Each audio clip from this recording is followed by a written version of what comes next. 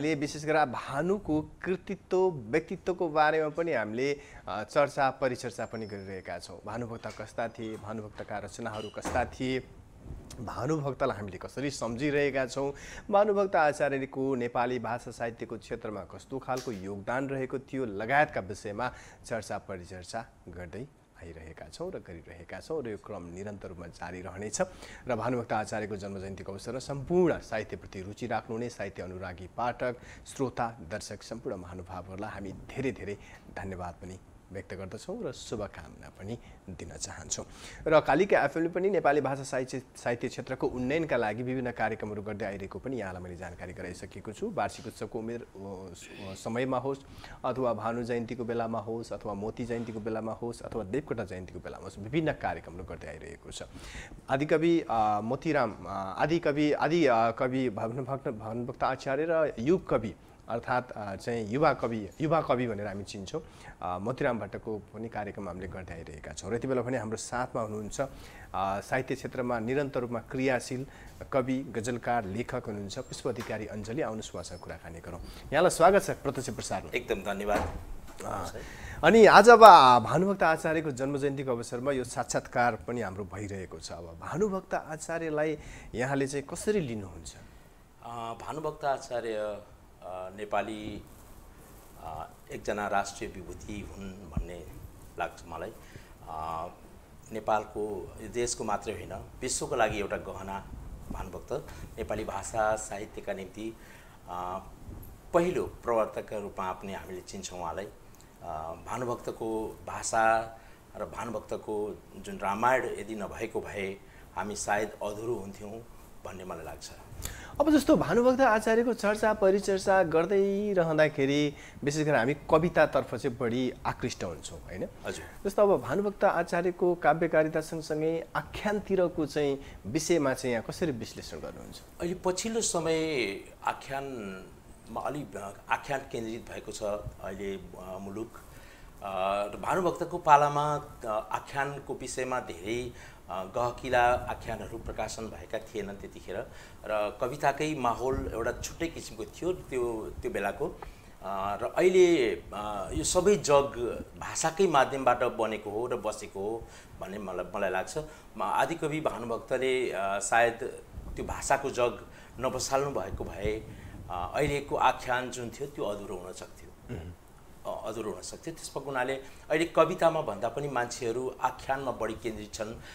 मलाई लाग्छ म चाहिँ आख्यान नै सबै थोक हो भन्ने चाहिँ लाग्दैन र कविताको माहौल जुन छ कविताबाट जुन कुराहरू उठेको छ त्यसले समाजलाई राम्रो प्रतिनिधित्व गर्न सक्छ। त्यही कविताको माध्यमबाटै आख्यानको विशेष मूलभूत कुराहरू उठ्न सक्छन् हैन? कविताकै भाषाहरू बोलिन सक्छन् आख्यानमा। हामीले जति पनि आख्यानका किताबहरू पढेका छौँ त्यो कविता लेख्ने व्यक्तिहरूले मात्रै लेखेका कृतिहरू मात्रै धेरै मिठासपूर्ण र धेरै सचेतनामूलक पनि हामीले पाएका छौँ। त्यसको हुनाले कविता लेख्ने राम्रो सर्जक, राम्रो स्रष्टाले आख्यानका विषयमा राम्रो लेख्न सक्छन् भन्ने लाग्छ मलाई। अहिले धेरै मात्रामा प्रचुर मात्रामा आख्यानका किताबहरू निस्केका छन् बजारमा। जस्तो अब भानुभक्त आचार्यको जीवनी यहाँले अध्ययन गर्दाखेरि वास्तवमा उहाँको जीवनशैली, उहाँको लेखन कला र उहाँको व्यक्तिगत आचरणका विषयमा चाहिँ खास के कुराले तपाईँलाई अलिकति मनमा चाहिँ गढेको छ अथवा त्यो कुरा चाहिँ सम्झनामा रहिरहेको छ? भानुभक्त यस्ता व्यक्ति हुन् हामीले यो हरेक पटक हाम्रो मन हाम्रो मानसपटलमा रहिरहेको छ। भानुभक्त जस्ता मूर्धन्य व्यक्तित्व अब फेरि जन्मिन्छन् या जन्मिनन् त्यो थाहा छैन। तर पनि भानुभक्तले जुन रूपमा देशका निम्ति, मुलुकका निम्ति र विश्वका निम्ति नेपाली भाषालाई जुन रूपमा हामीलाई एउटा चिनाएर हामीलाई चाहिँ भाषाको जुन एउटा कृति छोडेर जानुभयो त्यसले नै मूलभूत समाजका विषयहरू उठाएको छ, देशका विषयहरू उठाएको छ, व्यक्तिगत जीवनका कुराहरू उठाएको छ र त्यसले पनि प्रभाव पार्छ। र त्यो अब अहिले भानुभक्तका बारेमा हिजोको कुरा र अहिलेको कुरामा त धेरै फरक हुन्छ मनुष्य। अब हिजोका कुराहरू लिएर अहिले त्यो कुराहरू भएनन् भनेर त्यसलाई नकारात्मक टिप्पणीहरू गर्नुभन्दा पनि भानुभक्तले गरेको काम अत्यन्त प्रशंसनीय, उल्लेखनीय र मुलुकको लागि सबैभन्दा महत्त्वपूर्ण थियो। त्यसरी हेरौँ हामीले हामी नेपालमा मात्रै होइन विश्वका धेरै ठाउँहरूमा आजको दिन सार्वजनिक बिदा गरिएको छ। विभिन्न ठाउँमा भानुभक्तको शालिगहरू राखिएको छ विदेशमा पनि होइन। त्यसमा हुनाले भानुभक्तले जुन रूपमा काम गर्नुभएको छ त्यो चाहिँ असाध्यै महत्त्वपूर्ण छ। जस्तो अब आदिकवि भानुभक्त आचार्यलाई चिनाउन मोतीराम भट्टले विशेष भूमिका निर्वाह गरे भनेर त हामीले पढ्यौँ। तर अझै पनि त्यसपछि मोतीराम भट्ट पछिको समयमा भानुभक्तलाई चिनाउनलाई नेपालभित्र भन्दा नि नेपाल बाहिर होइन भारतले नै भारतमा चाहिँ साहित्यप्रति रुचि राख्ने व्यक्ति अथवा संस्थाहरूले नै चाहिँ आदिकवि भानुभक्त आचार्यको सम्मान गरेर उनलाई बढी अझै चिनाए भन्ने पनि सुनिन्छ नि, के हो खास? होइन, भारतका धेरै ठाउँहरू घुम्ने मौका पाएको छु जहाँ कि भानुभक्तको शालिगहरू हामीले देखेका छौँ। त्यो चाहे सिक्किममा होस्, चाहे त्यो दार्जिलिङमा होस्, चाहे त्यो आसाममा होस्, मेघालयमा होस् होइन। हामी हरेक ठाउँ हामी जहाँ जहाँ गएका छौँ, जहाँ हाम्रा नेपालीहरू त्यहाँ बस्नुभएको छ होइन। र त्यस्तो ती ठाउँहरूमा भानुभक्तको असाध्यै चाहिँ भानुभक्तलाई माया गर्ने, भानुभक्तको चाहिँ रामायणहरू वाचन गर्ने र स्कुल विद्यालयहरूमा पनि भानुभक्तको बारेमा पढाइने त्यतिसम्म चाहिँ हामीले थाहा पाएका छौँ। त्यसो हुनाले हामी नेपालीले के माया गरेका छौँ, अब हामीले हाम्रो देशले के माया गरेको छ भानुभक्तलाई, त्योभन्दा पनि धेरै माया विदेशमा बस्ने नेपालीहरूले अथवा भनौँ भारतमा बस्ने हाम्रा नेपाली दाजुभाइहरूले, भारतमा बस्ने भारतीयहरूले असाध्यै धेरै महत्त्वपूर्ण दिएका छन्। भाषाको लागि चाहिँ भानुभक्त सबैभन्दा पहिलो प्रवर्तकका रूपमा पनि चिनिन्छन्। त्यसको हुनाले पनि होला होइन, एकदमै धेरै राम्रो छ। अब जस्तो यो भानुभक्त घाँसी र कुवाको जुन कथा पनि हामीले सुनेका छौँ नि, हजुर साँच्चै त्यो कुवा कहीँ कतै छ भन्ने बारेमा अहिलेसम्म खै केही कुरो सुनिएको छैन। त्यो काल्पनिक कथा हो अथवा कुनै चाहिँ मोतीराम भट्ट पछिका पुस्ताका साहित्यकारहरूले चाहिँ बुनेको एउटा चाहिँ लोककथा पो हो कि अथवा काल्पनिक कुरो पो हो कि के हो खास? होइन सर, यो हामी अब हिँडिरहन्छौँ नि, यहाँले पनि देख्नु भएको होला। अब त्यो एउटा कुनै कुराहरूलाई एउटा सानो चिजलाई यो ठाउँमा जस्तै इनार हामीले जस्तै घाँसी कुवाको त्यो उसमा एउटा सानो इनारको प्रारूप हामीले देखेका छौँ। त्यहाँनिर चाहिँ एउटा उनै बनाइएको छ होइन। यो चाहिँ ठ्याक्कै यही हो भनेर चाहिँ त्यसलाई संरक्षण गरेर त्यसलाई चाहिँ एकदमै भोलि हेर्न आउने मान्छेहरूलाई अथवा पछिल्लो पिँढीहरूलाई पनि देखाउनका निम्ति होला त्यो चाहिँ राम्रोसँग चाहिँ त्यहाँ बनाइएको छ। अहिले पनि त्यहाँ आज धुमधामको एउटा विशेष कार्यक्रम छ होइन। गण्डकी प्रदेशले आज सार्वजनिक बिदा पनि दिएको छ। भनेपछि त्यो ठाउँमा एउटा पक्कै पनि संरक्षण गरेर राखिएको छ। केही न केही नभइकन पक्कै पनि त्यहाँ केही गरिएको छैन।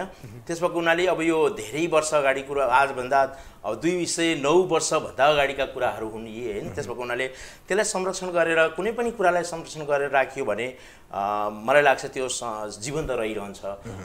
हामीले विश्वास गर्नुपर्छ होइन। त्यो इनार पक्कै त्यही इनार थियो जहाँ घाँसी कुवामा हामी देख्न सक्छौँ।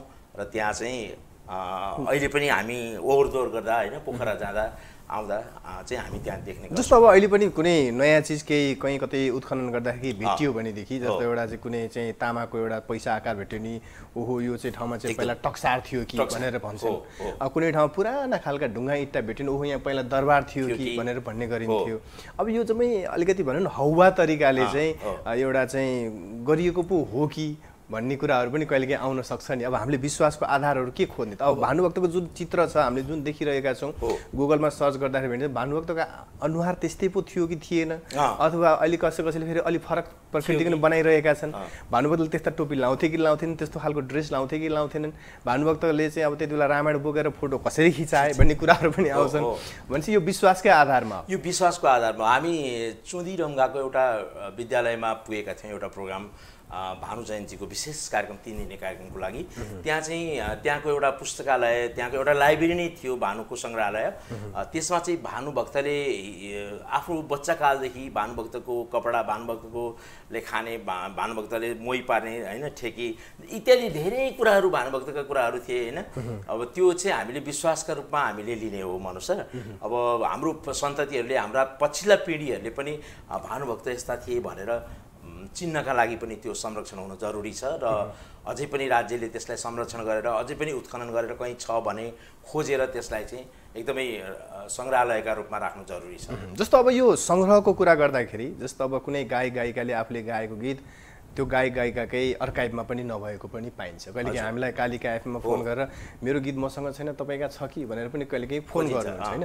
जस्तो अब तपाईँले पनि धेरै पुस्तकहरू लेखिसक्नु भएको छ, सम्पादन गरिसक्नु भएको छ, यहाँका धेरै फुटकर रचनाहरू विभिन्न पत्रपत्रिका प्रकाशित भएका छन्, ती सम्पूर्ण सङ्ग्रह आफूसँग नहुन पनि सक्छ। तर अब यसलाई जीवन्त जस्तो अब तपाईँको अगाडि देखिरहेको छु मैले एउटा कविता सङ्ग्रह, म कवितामा देश खोजिरहेको छु, यो तपाईँको कविता कृति कविता सङ्ग्रह। अब यसलाई जीवन्त राख्नलाई तपाईँले यसलाई अब चाहिँ कसरी सुरक्षित राख्ने त, यो पनि एउटा चाहिँ बडो गाह्रो कुरो छ नि। हो, यसलाई चाहिँ अब कसरी सुरक्षित राख्ने त के भन्नु? अब अहिले चाहिँ यस्तो छ मनोज सर, पहिला त अलिक गाह्रै पनि थियो, अहिले चाहिँ अब हाम्रो गुगलले धेरै कुराहरू दिएको छ होइन।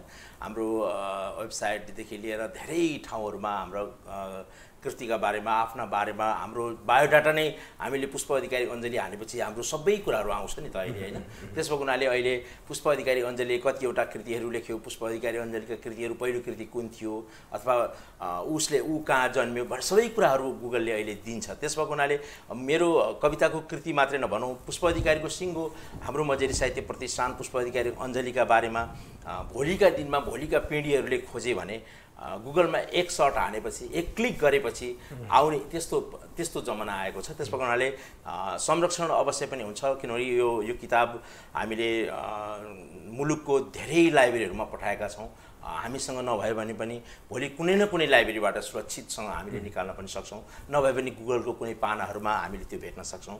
अहिले धेरै राम्रो ऊ छ। अबभन्दा 5 वर्ष पछाडि 10 वर्ष पछाडि अझै राम्रो होइन टेक्नोलोजीहरू आउन सक्छन्। त्यसको हुनाले अब चाहिँ त्यति गाह्रो हुँदैन कि भन्ने लाग्छ। जस्तो अब यो अहिले किताब जस्तो जुन पुस्तक छ नि तपाईँको पुस्तक एकचोटि पाउँदा जस्तो यो म कवितामा देश खोजिरहेको छु, यो पुस्तक चाहिँ कि त पुस्तक पसलबाटै लिनु पर्यो होइन, अब अथवा यो पुस्तकलाई चाहिँ अब अनलाइनमा राख्न पनि व्यवस्था मिल्छ होइन। तर अब अनलाइनमा राखेर चाहिँ अनलाइनमा पढेर यो पुस्तक पढे जस्तो त्यति मजा हुँदैन भन्छ नि। हो, अनलाइनमा पढ्दाखेरि चाहिँ अनलाइनमा पढेको चाहिँ अब आफैले यसो उसमा हेरिन्छ, फुर्सद भएको बेलामा यसो सर यसो हेरिन्छ क्लिक गरेर, खासै त्यस्तो हुँदैन। तर किताबमा जुन पढ्दाखेरि हामीलाई किताबमा पढ्दाखेरिको आनन्द जुन हुन्छ होइन, दोहोरै तेह्रै किताबमा पढ्दाको आनन्द र किताबमा पढिसकेपछि पनि हामी आफूलाई मन परेको कविता भयो भने आफ्ना साथीहरूलाई होइन यस्तो कविता आएको छ यस्तो भनेर कसैलाई सुनाउँछौँ होइन, त्यो एउटा फिलिङ्स हुन्छ आफ्नो। त्यसको हुनाले त्यस्तो हुनसक्छ। तर पनि अहिले अब हामीले हाम्रो पिँढीलाई पनि यो पछिल्लो पिँढीलाई पनि अब लगभग गुगलले बानी पारिसकेको छ। अब किनभने अब म वीरेन्द्र क्याम्पस को एउटा लाइब्रेरीमा भएकोमा हुनाले अब लाइब्रेरीमा लाइब्रेरीमा युज गर्ने युजरहरू कति धेरै थिए, असङ्ख्य थिए नि त।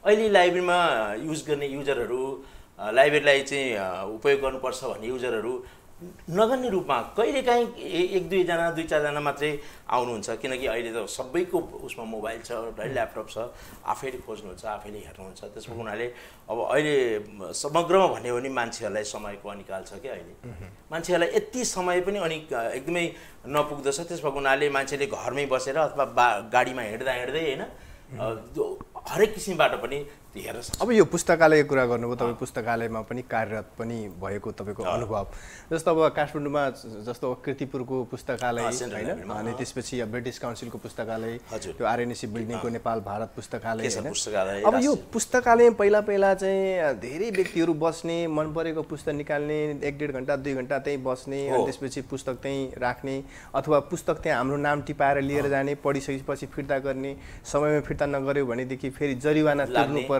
लगायतका जुन ट्रेन थियो नि, त्यो ट्रेन अब बिस्तारै बिस्तारै हराउँदै गएको तपाईँले महसुस गर्नुभएको छ? हो, अब चाहिँ बिस्तारै त्यो ट्रेन चाहिँ हराइसकेको छ। पहिला चाहिँ हामीले मेम्बरसिप दिन्थ्यौँ होइन, अहिले अब वीरेन्द्र क्याम्पसले त बाहिरको व्यक्तिहरूलाई त दिँदैन मेम्बरसिप होइन, भित्रका मात्रै हो। तर अरू सार्वजनिक लाइब्रेरीहरू, सामुदायिक लाइब्रेरीहरू हुन्छन् नि, यिनीहरूमा चाहिँ बाहिरकोलाई पनि मेम्बरसिप बनाएर तपाईँ आज भर्खर बजारमा यो सातामा कुन किताब निस्केको छ भनेर त्यो किताब खोजेर आउनुहुन्छ अनि त्यसपछि तपाईँलाई त्यो किताब चाहियो पढ्नलाई अब त्यो लाइब्रेरीमा बसेर दिनभरि सक्नुहुन्न त्यो किताब त्यसपछि लानु पऱ्यो भने त्यो मेम्बरसिप अनुसारको आफ्नो मेम्बरसिप बनाएर पनि लान सक्नुहुन्छ तर अहिले चाहिँ त्यो छैन अहिले रेडियोले पनि त्यसलाई चाहिँ वाचन गरिरहेको हुन्छ हरेक रेडियोहरूले आइरहेको हुन्छ त्यसपछि गएर तपाईँ स्वयं गुगलमा पनि त्यो दिइरहेको हुन्छ होइन त्यो हेर्नुहुन्छ तपाईँ वेबसाइटहरूमा त्यसो हुनाले अहिले अलिक कम धेरै कम भएको छ अहिले पुस्तकालय पाठकको अनुपस्थिति भए पनि अब प्रकाशन गृह पनि बढेका छन् लेखक पनि बढेका छन् पाठक पनि बढेका छन् तर माध्यम अलिकति फरक छ माध्यम फरक छ अहिले अब आजको कार्यक्रममा हामी अब कुनै एउटा कविता सुनाउन कुन कविता सुनाउनुहुन्छ म सबभन्दा पहिला चाहिँ भानुभक्तको यो 209 भानुभक्तको यो दिवसमा भानुभक्तलाई एउटा कविता तिमी नै हौ हाम्रो सर्वमान्य तिमी नै हौ हाम्रो विधि विज्ञान तिमी नै हाम्रो कृतिमान तिमी नै हाम्रो शक्तिशान तिमीलाई हाम्रो सतत प्रणाम तिमीलाई श्रद्धा सुमन म एउटा कविता सुनाउँछु आज भानुभक्तको लाई सम्झिँदै एउटा कवि र निरन्तरता म एउटा कवि समय ओढेर भोकको युगको घाइते चिन्तन बोकेर लमतन सुतेको आकाश मुनि मानवता ओछ्याएर थाकेको विदृढ जीवन लेखिरहेछु म एउटा कवि समय ओढेर भोको युगको घाइते चिन्तन बोकेर लमतन सुतेको आकाश मुनि मानवता ओछ्याएर थाकेको विदृढ जीवन लेखिरहेछु समयले टेकेर छातीमा इतिहास जन्माएको छ आविष्कार गर्दै विज्ञानले संसार चिनाएको छ कम्प्युटरमा वेबसाइट हेरेर फेसबुक वाइफाईमा आफ्ना अनुहारसँग बेमेल लाग्ने भिन्न भिन्न तस्बिरहरूको भिडमा कतै कहाली लाग्दा कतै लोभ लाग्दा समयका तस्बिरहरूसँगै एउटा कवि भोको युगको घाइते चिन्तन गर्दैछ जाजरकोट भोकले रोएको छ दैलेख र रोल्पा रोगले थलिएको छ प्युठानमा नुन छैन सल्लेरीमा चामल छैन मधेसको आगोले पहाड चहराएको छ तराईको बन्दले काठमाडौँ अनसन बसेको छ थाहा छैन अलिना सपनाहरू लोड सेडिङ भएर कति दिन अँध्यारो बाँच्नुपर्ने हो मान्छेहरू मानवता घोप्ट्याएर संवेदनहीनता भएका छन् एउटा बादशाहको विकल्पमा अहिले सयौं बादशाहहरू जन्मिएका छन् समयले दिएको बलियो विश्वास भत्किएको छ बारुदले पोतिएको अग्लो पहाड लाभा निस्केर ज्वालामुखी भएर फुट्न तयार छन् कैयन भोका सपनाहरू हिउँदका तुषारले निबिट्यान्न पारेका छन् म एउटा कवि समय ओढेर भोको युगको घाइते चिन्तन बोकेर लमतन्न सुतेको आकाश पनि मानवता ओछ्याएर थाकेको विदृढ जीवन लेखिरहेछु हुन्छ हस् धन्यवाद यहाँको यो सृजनाको लागि समयको लागि साथको लागि र विचारको लागि कालिका मिडियाको तर्फबाट कालिका एचडी टेलिभिजन र कालिका एफएम तर्फबाट यहाँलाई धेरै धेरै धन्यवाद हस् एकदम धन्यवाद हजुर आजको कार्यक्रम यति बेला तपाईँ हेरिरहनु भएको छ कालिका एचडी टेलिभिजन र कालिका एफएम 95.2 भर्खर हामी कुराकानी गर्दै थियौँ नेपाली साहित्य क्षेत्रमा अनवरत रूपमा कलम चलाउँदै आइरहनुभएका स्रष्टा कवि गजलकार लेखक पुष्प अधिकारी अञ्जलीसँग हामी कुराकानी गर्दै थियौँ र कार्यक्रममा आज आदिकवि भानुभक्त आचार्यको बारेमा चर्चा परिचर्चा गरिरहेका छौँ भानुभक्त आचार्यको कृतित्व व्यक्तित्वको विषयमा हामी छलफल गरिरहेका छौँ भलाकुसारी गरिरहेका छौँ अन्तर्क्रिया गरिरहेका छौँ र भानुभक्तलाई आज हामी सम्झिरहेका छौँ भानुभक्त आचार्यले नै नेपाली भाषा साहित्यको क्षेत्रमा सुरुवात गरेको पदचापलाई पछ्याउँदै अहिले नयाँ पुस्ताले पनि साहित्य सृजनामा अगाडि बढिरहेको हामीले महसुस गर्न सक्छौँ र आजको कार्यक्रममा हामी नेपाली भाषा साहित्य क्षेत्रमा कलम चलाउँदै आइरहनुभएका चितवन नवलपरासी क्षेत्रका विभिन्न स्रष्टाहरूलाई हामीले निमन्त्रणा गरेका थियौँ र उहाँहरू कार्यक्रममा आएर आफ्ना विचारहरू प्रस्तुत गरिसक्नु भएको छ कार्यक्रममा हामीले केदारनाथ खनालसँग कुराकानी गऱ्यौँ त्यसै गरी सुरेन्द्र अस्तपलसँग हामीले कुराकानी गऱ्यौँ डाक्टर धनेश्वर भट्टराईसँग पनि हामीले कुराकानी गऱ्यौँ त्यसै गरी पुष्प अधिकारी अञ्जलीसँग पनि हामीले कुराकानी गऱ्यौँ र यति बेला भने स्टुडियोमा मसँग हुनुहुन्छ कवि साहित्यकार प्राध्यापन क्षेत्रमा पनि क्रियाशील व्यक्तित्व हुनुहुन्छ रमेश प्रभात उहाँसँग आजको कार्यक्रममा म कुराकानी गर्न लागिरहेको छु सरलाई स्वागत छ कार्यक्रममा अब आज भानु जयन्तीमा साहित्यकारहरूसँग साक्षात्कार हामी गरिराखेका छौँ। अरू बेला पनि हामीले अब साहित्यकारहरूलाई सम्झनु पर्ने हुन्छ, जस्तो अब चाहिँ लेखनाथ पौड्याललाई होइन, भीमनिधि तिवारीलाई, मोतीराम भट्टराईलाई, देवकोटालाई। वास्तवमा भानुभक्त आचार्य सँगसँगै हामीले सम्झनै पर्ने कविताको क्षेत्रमा बिर्सनै नहुने नामहरू चाहिँ के हुन्, को हुन् जस्तो लाग्छ यहाँलाई? धन्यवाद मनोजी। कालिका एफएमलाई सुरुमै म धन्यवाद दिन चाहन्छु, किनभने कमसेकम निजी क्षेत्रबाट चलेको भयो भने तपाईँहरूले चाहिँ सम्झना गरिराख्नु भएको छ र यही मेसोमा हामी पनि कवितामा थोरै काम गरेकाहरूलाई पनि जुटाइराख्नु भएको छ। यो कालिका एफएमको चाहिँ सत्प्रयास हो। राज्यले नै गर्नुपर्ने जुन गतिविधि हो त्यसलाई यहाँहरूले कहिले कविता प्रतियोगिताका माध्यमबाट, कहिले अन्तर्क्रियाका माध्यमबाट, विभिन्न माध्यमहरूबाट तपाईँहरूले सम्झिराख्नु भएको छ। अब यहाँ जुन तपाईँले जुन प्रश्न राख्नुभयो, यो प्रश्नको उत्तर दिँदा धेरै कुराहरू छुट्न सक्छ। तपाईँहरूले जे थालनी गर्नुभएको छ त्यो राम्रो कुरा हो। अब कालिका एफएमलाई अब यहाँ मैले थप्नु पर्यो भने चाहिँ अब एउटा सुझाव चाहिँ के दिन चाहन्छु भने, जेठ ताका चाहिँ हाम्रो कार्यक्रम हुने गरेको छैन, गोपाल प्रसाद रिमाललाई सम्झना गरियोस्, त्यो अहिलेसम्म कालिका एफएमले नगरेको, र पुस्ताका सम्झना गर्नु पर्दाखेरिमा चाहिँ भूपी शेरचनलाई सम्झना गरियोस्। यो दुईवटा कार्यक्रम थपिदिने हो भने, नत्र तपाईँहरूले मोतीरामलाई सम्झिनु भएकै छ, भानुभक्तलाई सम्झिनु भएकै छ, लेखनाथलाई सम्झिनु भएकै छ, देवकोटालाई सम्झिनु भएकै छ, नेपालका आइकनहरू अब हामीले कवितामा मानेका, त्यसो त अब समकालीनमा पनि कविता लेखिरहेकै छन्। नेपाल अहिले चाहिँ इतिहास बनाउने भन्दा नि नेपालको राजनीतिले चाहिँ बिगार्नतिर गइरहेको छ। अब हाम्रा मात्रैमा पछाडि लागिरहेको छ, राम्रोलाई छोडिरहेको छ। त्यो राजनीतिमा नजाउँ, तर तपाईँले गरेको सत्प्रयास चाहिँ राम्रो छ। यो दुईवटा थपिदिनु भयो भने अझ कालिका एफएमको सुगन्ध अलि फैलिन्थ्यो कि, यो मेरो व्यक्तिगत विचार हो। हजुर, गोपाल प्रसाद रिमाल, भूपी शेरचन लगायतका स्रष्टाहरूलाई पनि हामी सम्झने कोसिस गर्नेछौँ। अब यो नेपाली भाषाको, नेपाली विषयमा कुरा गरौँ। जस्तो अब यहाँ पनि नेपाली भाषा पढाउने एकजना शिक्षक पनि हुनुहुन्छ, कवि पनि हुनुहुन्छ, गजल पनि लेख्नुहुन्छ, साहित्यका विभिन्न विधामा कलम पनि चलाउँदै आइरहनु भएको छ। तर नेपालमा नेपाली भाषा चाहिँ प्रति अहिलेका विद्यार्थीहरूको त्यति रुचि छैन, चाहना छैन। न लेखन कला राम्रो छ, न कथ्यमा राम्रो छ होइन, अथवा चाहिँ न चाहिँ नेपालीको चाहिँ शब्दहरूको बारेमा ज्ञान छ, धेरै चाहिँ समस्या छ भन्छन् नि। तपाईँलाई के लाग्छ? यो प्रश्न एकदम राम्रो उठाउनु भयो। त्यो प्रश्न उठाउँदाखेरि त अब तपाईँले जुन प्रश्न सँगसँगै आदि उत्तर चाहिँ त्यहीँ जोडिसक्नु भएको छ। तपाईँ पनि नेपाली भाषाको शिक्षक भनेर हो, यसका पछाडि हामी पनि एकदम पानीमाथि ओभानो चाहिँ छैनौँ। हामी भाषा शिक्षकहरूको पनि केही त्रुटि पक्का छ। हामीले सिकाउन नसकेपछि उही कतिपय गुरुहरूले परीक्षामा विद्यार्थी असफल हुँदा कस्ता कमजोर विद्यार्थी पढाइएछ भनेर भन्ने गर्छन् क्या। त्यो कमजोरलाई अलि राम्रो बनाउन त गुरुको पनि आफ्नो पक्कै हात हुन्छ। त्यसो त आज गुरु पूर्णिमा पनि हो संयोगले, यहाँनिर गुरुहरूको हात पनि हुन्छ, तर सबै हात गुरुहरूको मात्रै होइन। धेरै कुराहरू जोड्दा राज्य सत्ता सबभन्दा पहिला आउँछ। अब अहिले हेर्नुहोस् न, इम्पोस्ट नम्बरको कुरो निकै चर्चामा छ नि, कि नेपाली भाषामा इम्पोस्ट नम्बर प्लेट बन्नै नसक्ने हो। विश्वमा सबै देशका इम्पोस्ट नम्बर प्लेटहरू अङ्ग्रेजीमै छन्, हामी अनुसन्धान गरेर हेर्न सक्छौँ। अब मेरा पनि गुरु डाक्टर खगेन्द्र लैटेलले चाहिँ लेख्नु भएको थियो, 13-14वटा भाषाको चाहिँ उहाँले फोटो राख्नु भएको थियो इम्पोस्ट नम्बर प्लेट बनेको। भने राज्य सत्ता चाहिँ कतातिर लगेर सुम्पिने, कुन प्रभुहरूमा लगेर आफ्नो चाहिँ सम्प्रभुता सुम्पिने भनेर राज्य सत्ता लागिरहेको छ। त्यसले पनि भाषामा चाहिँ समस्या परेको छ। तर पनि तपाईँले उठाएको प्रश्नमा निराशा मैले धेरै देखाएको छु। म निराश भइहाल्नुपर्छ लाग्दैन।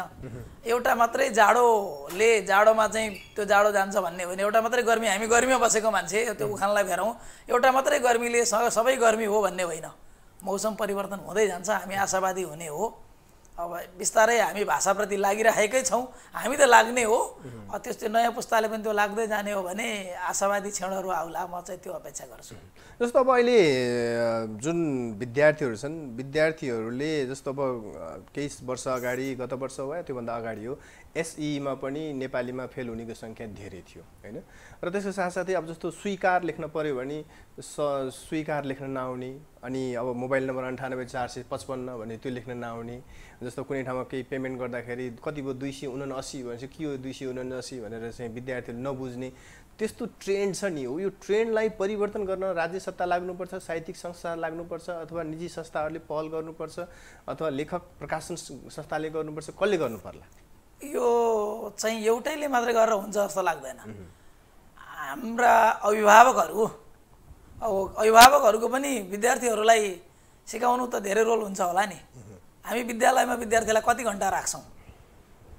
सरदर 6 घन्टा, अनि दिनको 24 घन्टा बाँकी समय चाहिँ कोसँग हुन्छ? अभिभावकसँग हुन्छ। अनि अभिभावकहरूको चाहना पनि अहिलेको चाहना भनेको युरोप, अस्ट्रेलिया हो। छोराछोरी पढिसकेपछि +2 पास गरेपछि त्यहाँ जाउन्, त्यहाँ जानको लागि उनीहरूको अङ्ग्रेजी राम्रो होस्, उनीहरूको चाहना त्यसरी गइरहेको छ। अनि पछि सिकाएन। हामीले त्यो अझ अर्को अब जस्तो अङ्ग्रेजी विद्यालयहरू प्रशस्त खुलेका छन्, उनीहरूमा एउटा पिरियड हामी नेपाली पढाउँछौँ, त्यही पनि इङ्ग्लिस इन्भाइरोमेन्ट भन्छ। अफिसहरूमा जाँदाखेरि मैले देखिरहेको छु नेपाली शिक्षकले पनि बाध्य भएर अङ्ग्रेजीमा संवाद गरिराख्नु परेको छ। त्यो पीडाबाट म पनि आएको हुँ। म पनि पहिला बोर्डिङ स्कुल पढाएरै आएको शिक्षक हुँ। भलै अहिले म त्रिभुवन विश्वविद्यालयमा छु। अब मैले अहिले त्यो विद्यालयहरूलाई चाहिँ भन्छु कमसेकम भाषा त हामीले सिकाउने हो नि त। अहिलेका विद्यार्थी कहीँका पनि रहेनन्। अङ्ग्रेजीमा नभने नबुझ्ने, नेपालीमा भन्न नपाए उनीहरूले आफ्नो व्यक्त गर्न नसक्ने, लेख्न दुईटैमा नजान्ने, अहिलेको समस्या त्यो हो। जस्तो तपाईँले 279 भन्नुभयो, त्यो हामी 279 नै सिकाउन दिइरहेका छैनौँ त उनीहरूले कहाँबाट सिक्ने? यी समस्याहरू हुन्। सधैँ यो समस्या नरहिरहला। र अर्को तपाईँले त्यो एसईको कुरा गर्नुभयो। अब अहिले त त्यो पेन्डेमिकले धेरै गर्यो के। सरसर्ती पास गर्दै लानुपर्ने, कोही फेल गर्न नहुने। त्यसो भएपछि त विद्यार्थीले सिक्छ कति? सिकाउनतिर लाग्ने। अनि अर्को प्रविधि प्रयोग गर्न नपाइरहेका बच्चाहरू प्रविधि प्रयोग गर्न पाउँदा भोकाले चाहिँ खानेकुरा देख्दा झम्टिए जस्तो भयो। त्यो पढ्न पनि त्यही मोबाइल ल्यापटपमा बस्नु परेको छ। अनि बच्चाबच्चीलाई बाबाआमाले सोद्धा पढिरहेको छु भन्छ, उसले के पढिरहेको छ हामीले हेरेनौँ। त्यसमा हामी अभिभावकहरूको पनि दोष छ। त्यो दोष मात्रै देखाएर हुँदैन। बिस्तारै उनीहरूलाई सकारात्मक दिशातिर लैजाने हो भने त्यसबाट उनीहरूले के सिक्छन्, सिकाइ पनि जानुपर्छ भन्ने लाग्छ। अब मेरा बच्चाहरू पनि त्यसरी नै पढे, तर म चाहिँ उनीहरू सन्तुष्ट छु। किनभने उनीहरूले के सिकिरहेछन् हामीले यसो छेउमा बसेर हेर्दिन त सक्छौँ नि कम्तीमा। त्यो गेमै खेलिरहेछ कि अथवा त्यहाँबाट पनि उसले वेबसाइटहरू सर्च गरेर केही सामग्रीहरू हेरिरहेछ कि, त्यो चाहिँ हेर्नुपर्छ भन्ने मलाई लाग्छ। अभिभावकहरूले पनि सुधार गर्न सक्छन्, त्यो पनि पाटो। जस्तो अब विद्यालयमा विद्यार्थीहरूलाई आदिकवि भनेर कसलाई चिनिन्छ भन्यो भने भानुभक्त आचार्य भन्न सक्छन् होइन। महाकवि को हुन् भन्दाखेरि लक्ष्मीप्रसाद देवकोटा भन्छन्। त्यसै गरी युग कवि, युवा कवि होइन, राष्ट्रकवि, जनकवि केसरी लगायतका स्रष्टाहरूलाई पनि चिनाउनको लागि चाहिँ पाठ्यपुस्तकमै ती चिजहरू हुनुपर्छ, अथवा कसरी अगाडि बढाएर ती स्रष्टाहरूलाई अहिलेका नयाँ पुस्ता बालबालिकाहरूलाई चाहिँ हामीले चिनाउन सक्छौँ? त्यो हजुरले भनेको एकदम सही कुरा हो। पाठ्यपुस्तकले त धेरै सहयोग गर्छ। विवाद नउठाउँ, यीबाट ईसा कि यीबाट ईश्वर, अहिले निकै विवादमा आइरहेको छ नि। नेपाल धर्मनिरपेक्ष मुलुक हो भन्दैमा अहिलेसम्म हाम्रो चलिरहेको लोक विश्वासमै हान्नुपर्छ। अघि तपाईँले त्यो लेखन स्वीकारको कुरा उठाउनु भयो, त म यहाँ जोड्न चाहन्छु।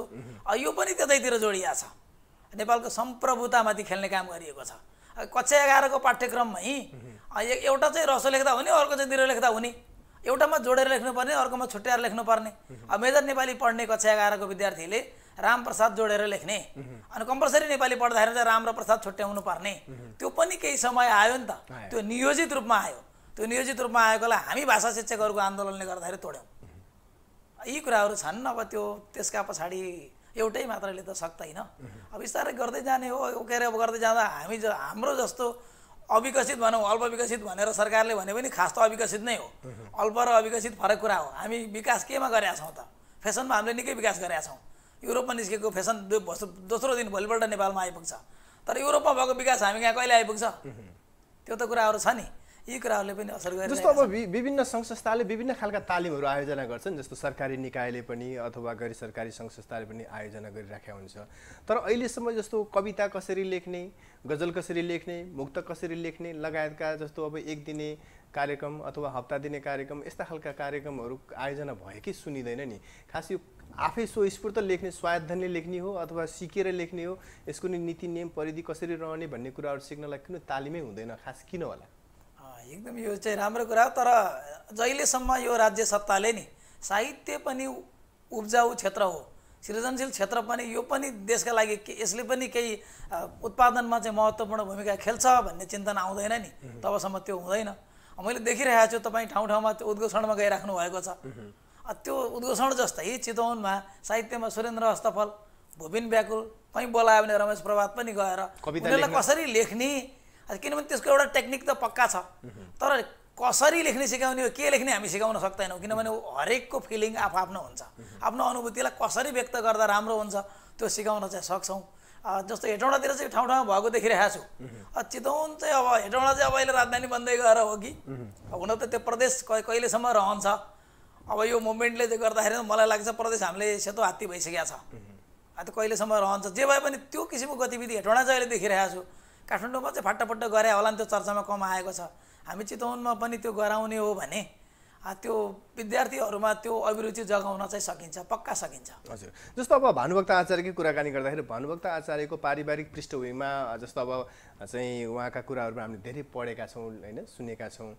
अब कहिलेकाहीँ कहीँ कतै कतै मैले वेबसाइटमा देखेको छु त्यो कुराहरूमाथि चाहिँ खण्डन गरेर चाहिँ यो होइन त्यो हो भन्ने खालको कुराहरू पनि आइरहेका छन्।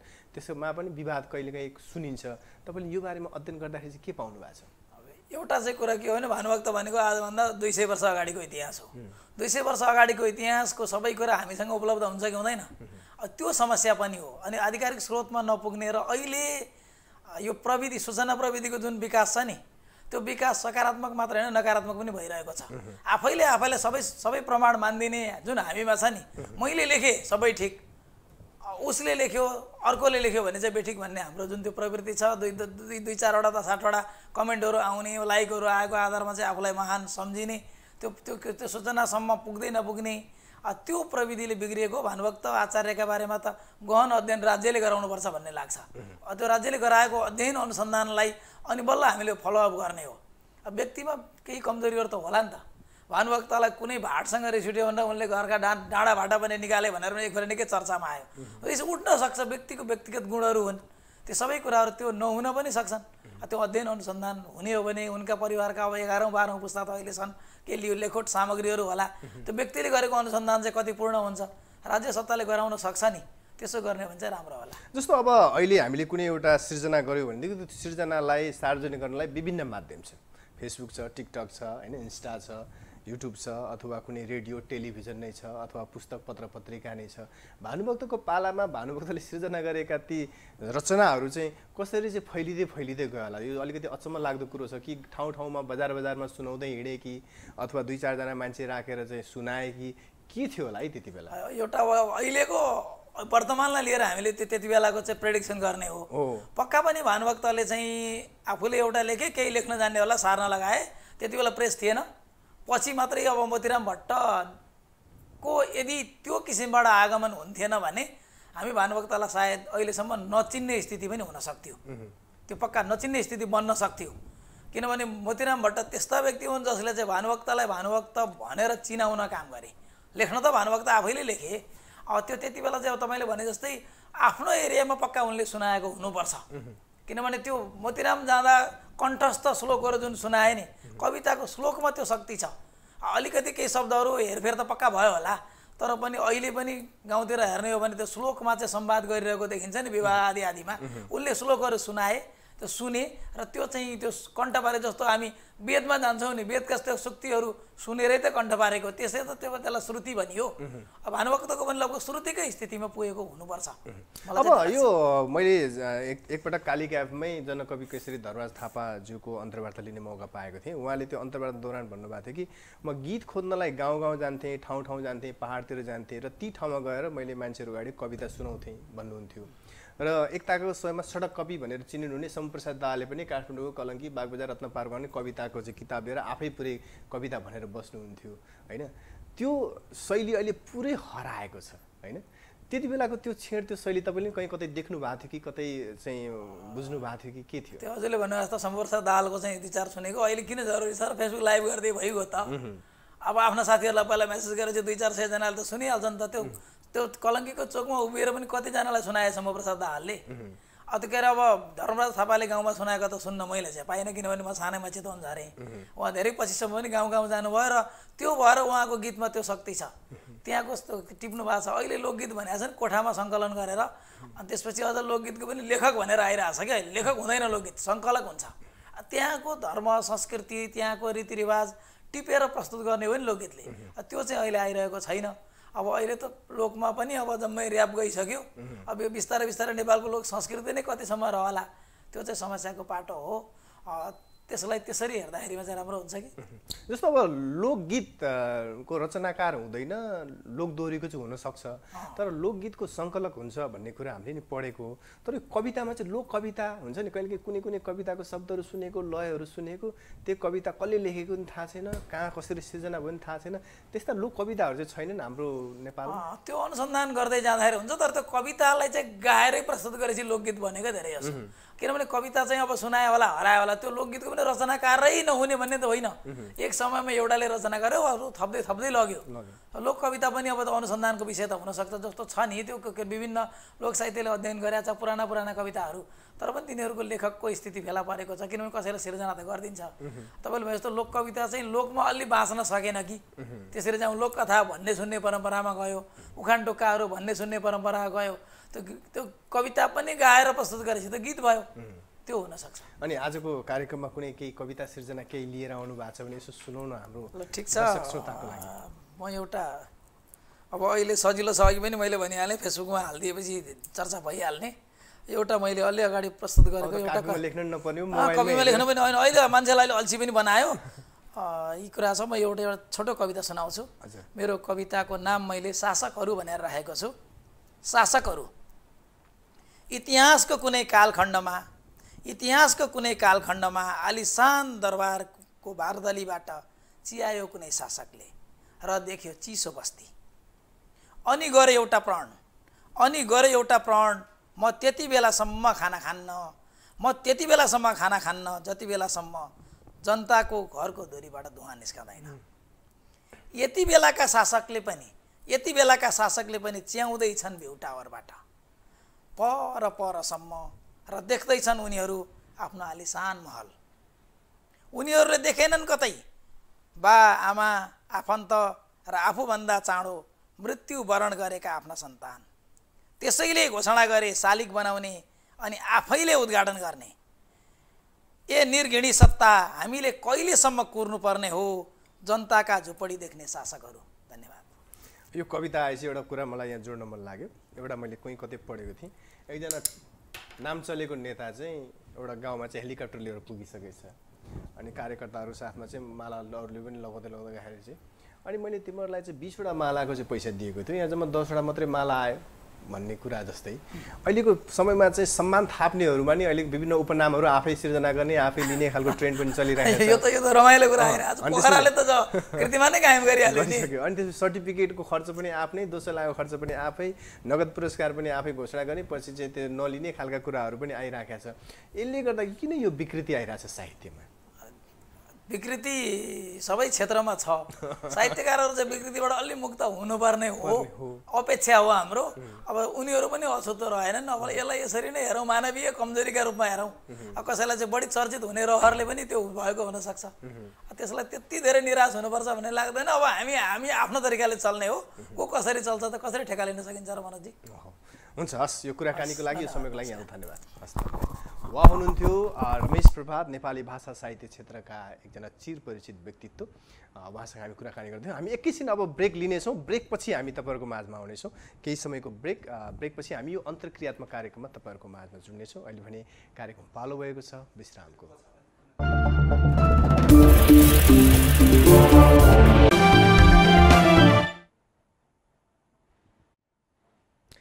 विश्रामपछि कार्यक्रममा यहाँलाई फेरि पनि हार्दिक स्वागत गर्दछौँ। यति बेला तपाईँ हेरिरहनु भएको छ कालिका एचडी टेलिभिजन र सुनिरहनु भएको छ कालिका FM 95.2। आज आदिकवि भानुभक्त आचार्यको 209 जन्म जयन्तीको यो विशेष अवसरमा हामी विभिन्न साहित्यकारहरूसँग अन्तरङ्ग भलाखुसारी गरिरहेका छौँ र अन्तर्क्रियात्मक कार्यक्रममा साहित्यिक स्रष्टाहरूसँग भानुभक्त आचार्यको कृतित्व र व्यक्तित्वको बारेमा छलफल चर्चा परिचर्चा गरिरहेका छौँ। र यति बेला पनि मेरो साथमा हुनुहुन्छ नेपाली भाषा साहित्य क्षेत्रका समालोचक DR पोखरेल। उहाँ हामीसँगै हुनुहुन्छ। आउनुहोस् उहाँसँग कुराकानी गरौँ। यहाँलाई स्वागत छ कार्यक्रममा। अब फेरि घुम्दै फिर्दै हामी 209 जन्म जयन्ती भानुभक्त आचार्यको मनाउने यो घडीमा आइपुगेका छौँ। योभन्दा अगाडि पनि धेरै कार्यक्रमहरूमा यहाँले सहभागिता जनाउनु भएको थियो र आज अब भानुभक्त आचार्यलाई हामी कसरी सम्झना गरौँ त? पनि हो। सबभन्दा पहिले त सम्पूर्ण गुरुहरूमा म नमन गर्न चाहन्छु। आज यस्तो दिन परेको छ गुडी पूर्णिमा र हामीले भानुलाई सम्झिने दिन भानु जयन्ती पनि परेको छ। कालिका एफएमले बहुत सुन्दर कार्यक्रम चाहिँ यो पारेर राखेको छ। अब हामीले भानुलाई सम्झिँदाखेरि वास्तवमा उहाँका योगदानहरूलाई नै सम्झने हो फेरि पनि हैन। उहाँले समाजलाई जे योगदान दिनुभयो त्यसलाई नै हामीले स्मृति गर्ने हो। अब भानुभक्तका योगदानहरूमा उहाँका जुन 5वटा 6वटा चाहिँ कृतिहरू छन् र अब उहाँको रामायण भानुभक्ति रामायण त्यो 7 काण्डे रामायण त्यो एउटा उहाँको कृति हो। अनुवाद भए पनि आध्यात्म रामायणको अनुवाद भए पनि त्यो उहाँको मौलिक कृति जस्तै सुन्दर र बडो लालित्यपूर्ण चाहिँ रहेको छ त्यो। त्यसै गरी उहाँको अर्को कृतिमा चाहिँ भक्तमाला हैन त्यो रहेको छ। त्यसपछि प्रश्नोत्तरमाला अनि वधु शिक्षा र जीवन मृत्यु पछाडि भनौँ उहाँ पछाडि चाहिँ उहाँको कृति रामगीता उहाँका यिनै हुन् मुख्य। त्यसपछि अब उहाँको अर्को कन्ट्रिब्युसन चाहिँ के हो भने नेपाली भाषालाई जतिखेर नेपाली भाषालाई राम्रो मानिँदैन थियो, सबै संस्कृत भाषाकै चाहिँ दबदबा थियो र संस्कृत भाषा नै बोल्ने पनि गरिन्थ्यो। नेपाली भाषा लोक भाषाको रूपमा मात्रै चाहिँ रहेको थियो। उहाँले नेपाली भाषामा नै चाहिँ रामायण चाहिँ रच्नुभयो। त्योभन्दा भाषाको सेवा भयो, त्यो नेपाली भाषाको सेवा। र अर्को चाहिँ नेपालीहरू त्यतिखेर स्कुल थिएन, कुनै कलेजहरू थिएनन्, कुनै प्रिन्टिङ प्रेस थिएन, मतलब सूचना जानकारीको लागि चाहिँ नि त्यस्ता चिजहरू थिएनन्। खालि विवाहबारीमा प्रश्नोत्तरहरू गर्ने, दोहोरी जस्तो चाहिँ श्लोकहरू गाउने, गाउँघरमा चाहिँ कुनै धार्मिक यज्ञहरूमा चाहिँ श्लोकद्वारा वाद विवादहरू चाहिँ गर्ने त्यो एउटा चाहिँ पद्धति थियो गाउँमा। र पूजापाठ पुरै त्यहीँ गर्ने।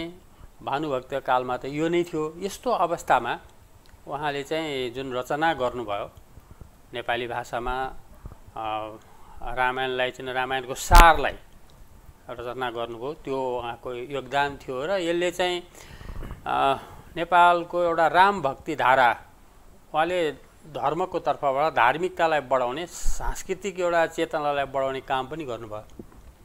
धार्मिकताको तर्फबाट यो आध्यात्मिक चेतना फैलाउने काम पनि गर्नुभयो। त्यो राम भक्ति धाराको उहाँले चाहिँ ठुलो सेवा चाहिँ नै गर्नुभयो। र यसरी उहाँका कन्ट्रिब्युसनहरूमा चाहिँ एउटा यो सामाजिक सेवा भनौँ, भाषा र धर्म संस्कृतिको चाहिँ जगेर्ना गर्ने काम चाहिँ एउटा गर्नुभयो। एउटा चाहिँ अब त्यस अगाडि त्यस्तो रचनाहरू छन् त थिए होला नि, तर त्यति सुन्दर ढङ्गले रचनाहरू गरेका थिएनन्। त्यस्तो अवस्थामा उहाँले यति धेरै कृतिहरू रचना गरेर नेपाली भाषा साहित्यको चाहिँ मा सेवा पुर्याउनु भयो। हामीले उहाँलाई सम्झिँदा उहाँका यिनै कृतिहरू कृतिहरूलाई हामीले सम्झिनुपर्छ भन्ने लाग्छ। अब भानुभक्त आचार्यले कविता लेखेका छन्, अनुवाद पनि गरेका छन्, अनुवादलाई पनि साहित्य सिर्जना भनेर पनि मान्ने गरिन्छ। त्यसलगायत भानुभक्त आचार्यले साहित्यका कुन कुन विधामा कलम चलाएका थिए, कुन कुन विधा चाहिँ उनले त्यति त्यसमा चाहिँ हात हाल्न पाएन? भानुभक्त अब उहाँका एकाध रचना, एकाध चाहिँ फुटकर गद्य कविता, गद्यमा लेखेका रचनाहरू चिठी पत्र बाहेक अरू सबै उहाँको कविता नै हो। उहाँले फुटकर रचना गर्नुभयो, त्यो कवितामै जहाँ जानुभयो, अदालतमा मुद्दाहरू दिँदा समेत चाहिँ श्लोकमै चाहिँ उहाँले दिनुभएको छ भनिसकेपछि उहाँको सुरुवात पनि घाँसीसित भेट्दादेखिको हैन, घाँसीबाट प्रभावित भएर जुन चाहिँ श्लोक रचना राख्नुभयो त्यो पनि त्यही आफू सुतेकै ढुङ्गामा घाँसीसित भेट भएपछि र घाँसीले चाहिँ यो घाँस बेचेर म चाहिँ एउटा कुवा खनाउँछु भनेर उसले भनिसकेपछि भानुभक्तलाई एउटा बोध भयो, एउटा घाँसी त्यस्तो दरिद्रहरूको पनि यस्तो एउटा सोच छ, म भानुभक्त भएर मेरो धन दौलत भएर के गर्ने, मैले केही गर्न सकिनँ भनेर उहाँलाई जुन भावबोध भयो त्यो सुन्दर भाषामा एकदमै प्राञ्जल भाषामा चाहिँ उहाँले त्यही ढुङ्गामा लेखेको भएर भनिन्छ नि त। उहाँले त्यसै उहाँको सुरुवातै चाहिँ पद्यबाट श्लोकबाट चाहिँ नै भयो, कविताबाट भयो र रामायण पनि पद्यमय नै भयो होइन, पद्यमय नै भयो, त्यो पनि गद्यमा लेख्नु भएन। उहाँले गद्यमा लेखेको भनेको उहाँको जतिखेर काठमाडौँ हुनुहुन्थ्यो यता छोरा चाहिँ रमानाथले चाहिँ घरमा पढ्दैन भनेर चाहिँ त्यो चिठी पत्र उहाँको म्याडमसितको चिठी पत्रमा उहाँले के भन्नुभएको छ भने तैँले पढ्दैछस् भने मैले सुनेको छु, त खुब उम्तिएर हिँड्छस् अरे, तेरो करङ चाहिँ नै फुस्काउनु पर्ला होइन, तैँले भनेको मान्नुहोस् भनेर एउटा चिठी लेख्नु भएको छ। त्यो चिठी चाहिँ नै बालकृष्ण पोखरेलले चाहिँ नै आफ्नो 500 वर्ष भन्ने पुस्तकमा चाहिँ त्यो चिठी छाप्नु भएको छ। अब मैले उहाँको गद्य रचना हेरेको त्यो नै हो। उहाँ गद्य रचनामा चाहिँ त्यति धेरै लालित्यपूर्ण चाहिँ हुनुहुन्न चाहिने, जसरी उहाँको पद्यमा श्लोकमा उहाँ लालित्यपूर्ण ढङ्गले उहाँको प्राञ्जल भाषा शैली छ। तर गद्यको एउटै चिठी छ मैले पढेको, त्यो चिठीमा चाहिँ उहाँ निकै आक्रोश व्यक्त गर्नुभएको छ अनि शब्दावलीहरू पनि चाहिँ निकै ढिठ खालको शब्दावलीहरू चाहिँ नै होइन, आक्रामक खालको शब्दावलीहरू छन् र उहाँको मूल विधा नै चाहिँ कविता नै हो र त्यसै उसले उहाँ कवि हुनुहुन्छ। हजुर, अब यो भानुभक्त आचार्यलाई अब जस्तो पहिलो कवि, नेपालको पहिलो कवि भनेर नै अब आदि अन्त्य भने जस्तै आदि कवि भनेर उहाँलाई हामीले चिन्डाइरहेका छौँ र हरेक समयका हरेक कालखण्डका विभिन्न चाहिँ साहित्यकारहरूको समकालीन साथीहरू हुन्छन्। जस्तो यहाँको पनि आफ्नो समकालीन मित्रहरू छन्, अग्रज पनि छन्, अनुज पनि छन्। भानुभक्त आचार्यको पनि साहित्य सँगसँगै सहयात्रा गर्ने केही समकालीन साथीहरू थिए होलान्। ती व्यक्तिहरूको बारेमा त त्यति चर्चा सुनिएन नि खास। यो अध्ययन अनुसन्धानले तपाईँले केही बुझ्नु भएको छ यो विषयमा? अब भानुभक्त भन्दा अगाडि पनि स्रष्टाहरू हुनुहुन्थ्यो होइन, भानुभन्दा पछाडि पनि धेरै स्रष्टाहरू आउनुभयो। भानुभक्त अगाडि पनि रघुनाथहरूले रामायणै सुन्दरकाण्ड रामायणै लेख्नु भएको थियो र उदयनाथ पोखरेलहरूले चाहिँ अब राम्रो सुन्दर भाषामा वीरगाथाका कविताहरू लेख्नु भएको छ होइन। यो अङ्ग्रेजहरू केही पनि होइनन्, हामी नेपाली वीर हौँ, अङ्ग्रेजहरू एकाध मात्रै वीर हुन्छन्, हामी नेपालीहरूमा को छ र वीर नभएको भनेर जस्ता कविताहरू लेख्नु भएको छ। अब त्यस्ता सुन्दर कविताहरू पनि छन्। तर भइदियो के भने मोतीराम भट्टले अरूलाई च्यान्टा कवि भन्नुभयो, उहाँलाई चाहिँ नै सग्लो कवि भन्नुभयो र उहाँलाई त्यतिखेरै उहाँले नै आदिकवि भनेर चाहिँ उहाँले त्यसरी नामाकरण चाहिँ गर्नुभयो। पछिबाट इतिहास शिरोमणि बाबुराम आचार्यले उहाँले जुन खोज्नुभयो, उहाँले त्यसपछि धेरै यतासम्मका धेरै कविहरू चाहिँ उहाँले खोज्नु भएको छ होइन, उहाँले खोज्नुभयो। अनि खोजेर पनि उहाँले के भन्नुभयो भन्दाखेरि चाहिँ अरू कविहरू त अरू पनि हुनुहुन्छ, तर लालित्य, मौलिकता र सरलता यो तीनटा चिज चाहिँ भानुभक्तमा छ। त्यस कारणले भानुभक्त चाहिँ आदि कवि हुनुहुन्छ भनेर उहाँले राख्नु भएको प्रस्तावना त्यही नै हो होइन। अब भानुभक्तका मौलिक कृतिहरू कति हुन् होइन, हामीले त्यसरी पनि हेर्नुपर्छ। उहाँकै त्यही आदि कवित्वलाई हेर्दाखेरि चाहिँ नै उहाँको जुन कलात्मकता छ त्यो चाहिँ अब सबैले मानेको छ। उहाँको भाषा प्राञ्जल छ, उहाँको भाषा सेवा पनि चाहिँ धेरै चाहिँ गहकिलो छ। यति हुँदाहुँदै पनि उहाँको जुन कन्टेन्ट छ नि, कन्टेन्ट चाहिँ अब चाहिँ के छ त भनेर पनि हेर्नुपर्ने हुन्छ चाहिँ नि होइन।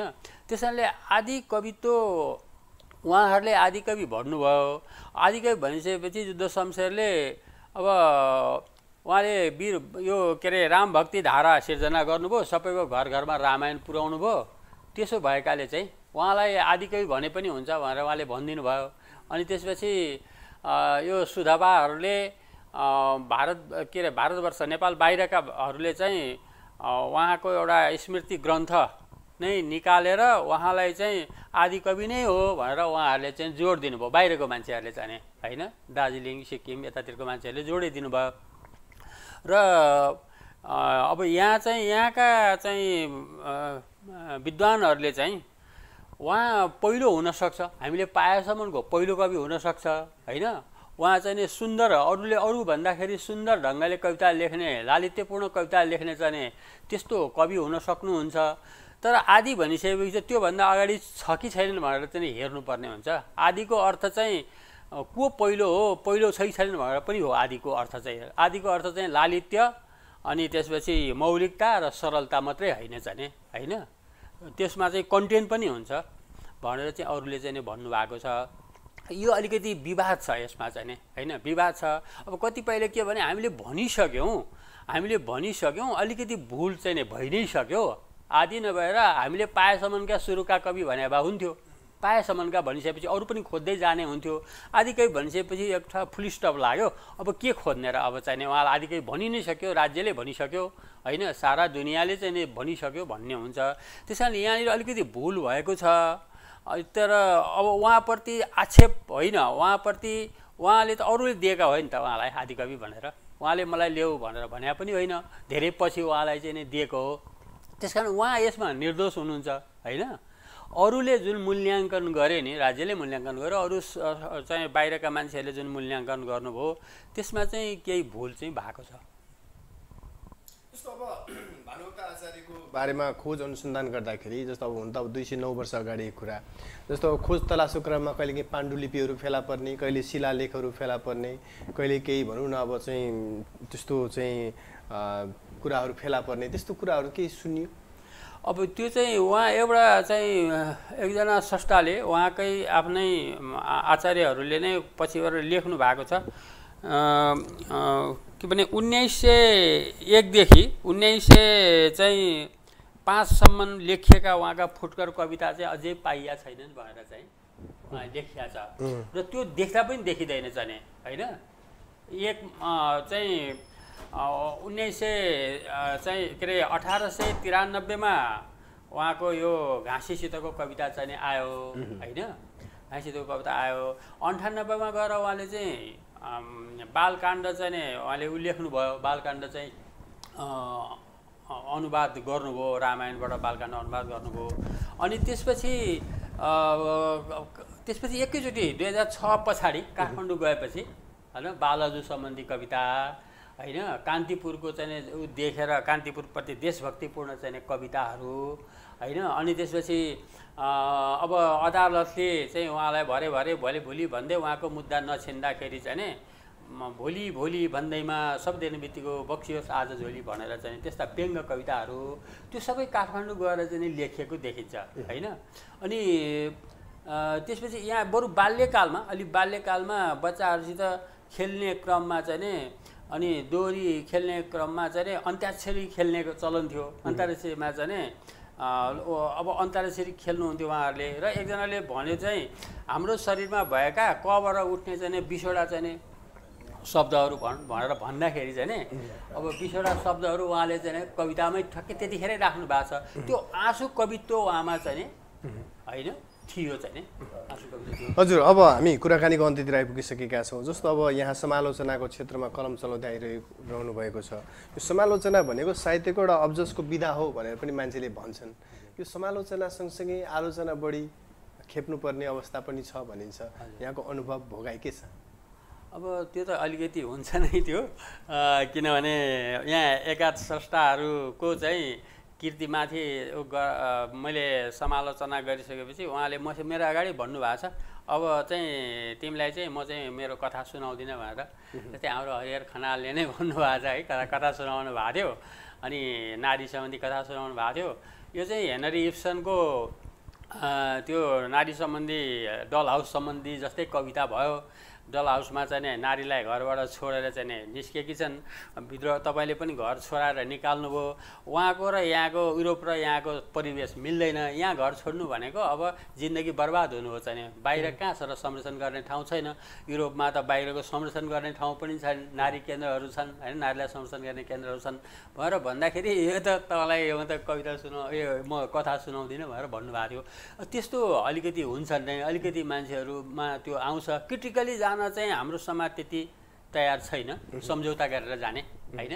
अनि हामीले चाहिँ जे छ त्यही, जे जस्तो छ त्यस्तै, आफूलाई त्यहाँ देखेको कुरा बर्मले भन्ने त्यो चलन पनि छैन र भन्दाखेरि सबैमा तुष्टि पनि हुँदैन चाहिँ, किनभने अब हामी कहाँ धेरै नै अभ्यासको कमी, अनि त्यसपछि हामीलाई हतार, कवि हुने हतार, लेखक हुने हतार, त्यो सबैले गर्दाखेरि कहिले केही त्रुटि हुन्छन् नि त।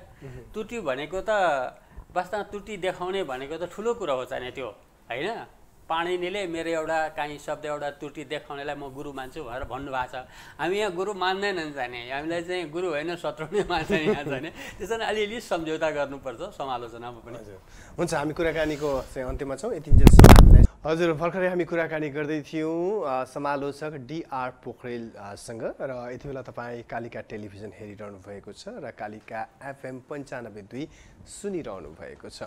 आज हामी आदिकवि भानुभक्त आचार्यलाई सम्झिरहेका छौँ। नेपाली भाषा साहित्य क्षेत्रका एकजना विराट व्यक्तित्व, बहुआयामिक व्यक्तित्व कवि भानुभक्त आचार्यको सम्झना गरिरहेका छौँ र भानुभक्तलाई कालिका एफएमले सुरुवातदेखि नै सम्झँदै पनि आइरहेको छ। र भानुभक्त आचार्यको जन्म जयन्तीको अवसरमा कहिले हामी कविता प्रतियोगिता गर्थ्यौँ, कहिले रामायण वाचन प्रतियोगिता गर्थ्यौँ, कहिले अन्तर्क्रियात्मक कार्यक्रमहरू गर्थ्यौँ, र यो पटक हामीले चाहिँ साहित्य क्षेत्रसँग सम्बन्धित व्यक्तिहरूसँग हामी अन्तर्क्रिया गरिरहेका छौँ। र यति बेला पनि हामीसँग अर्को एकजना साहित्यकार हाम्रो स्टुडियोमा प्रत्यक्ष रूपमा उपस्थित भइसक्नु भएको छ।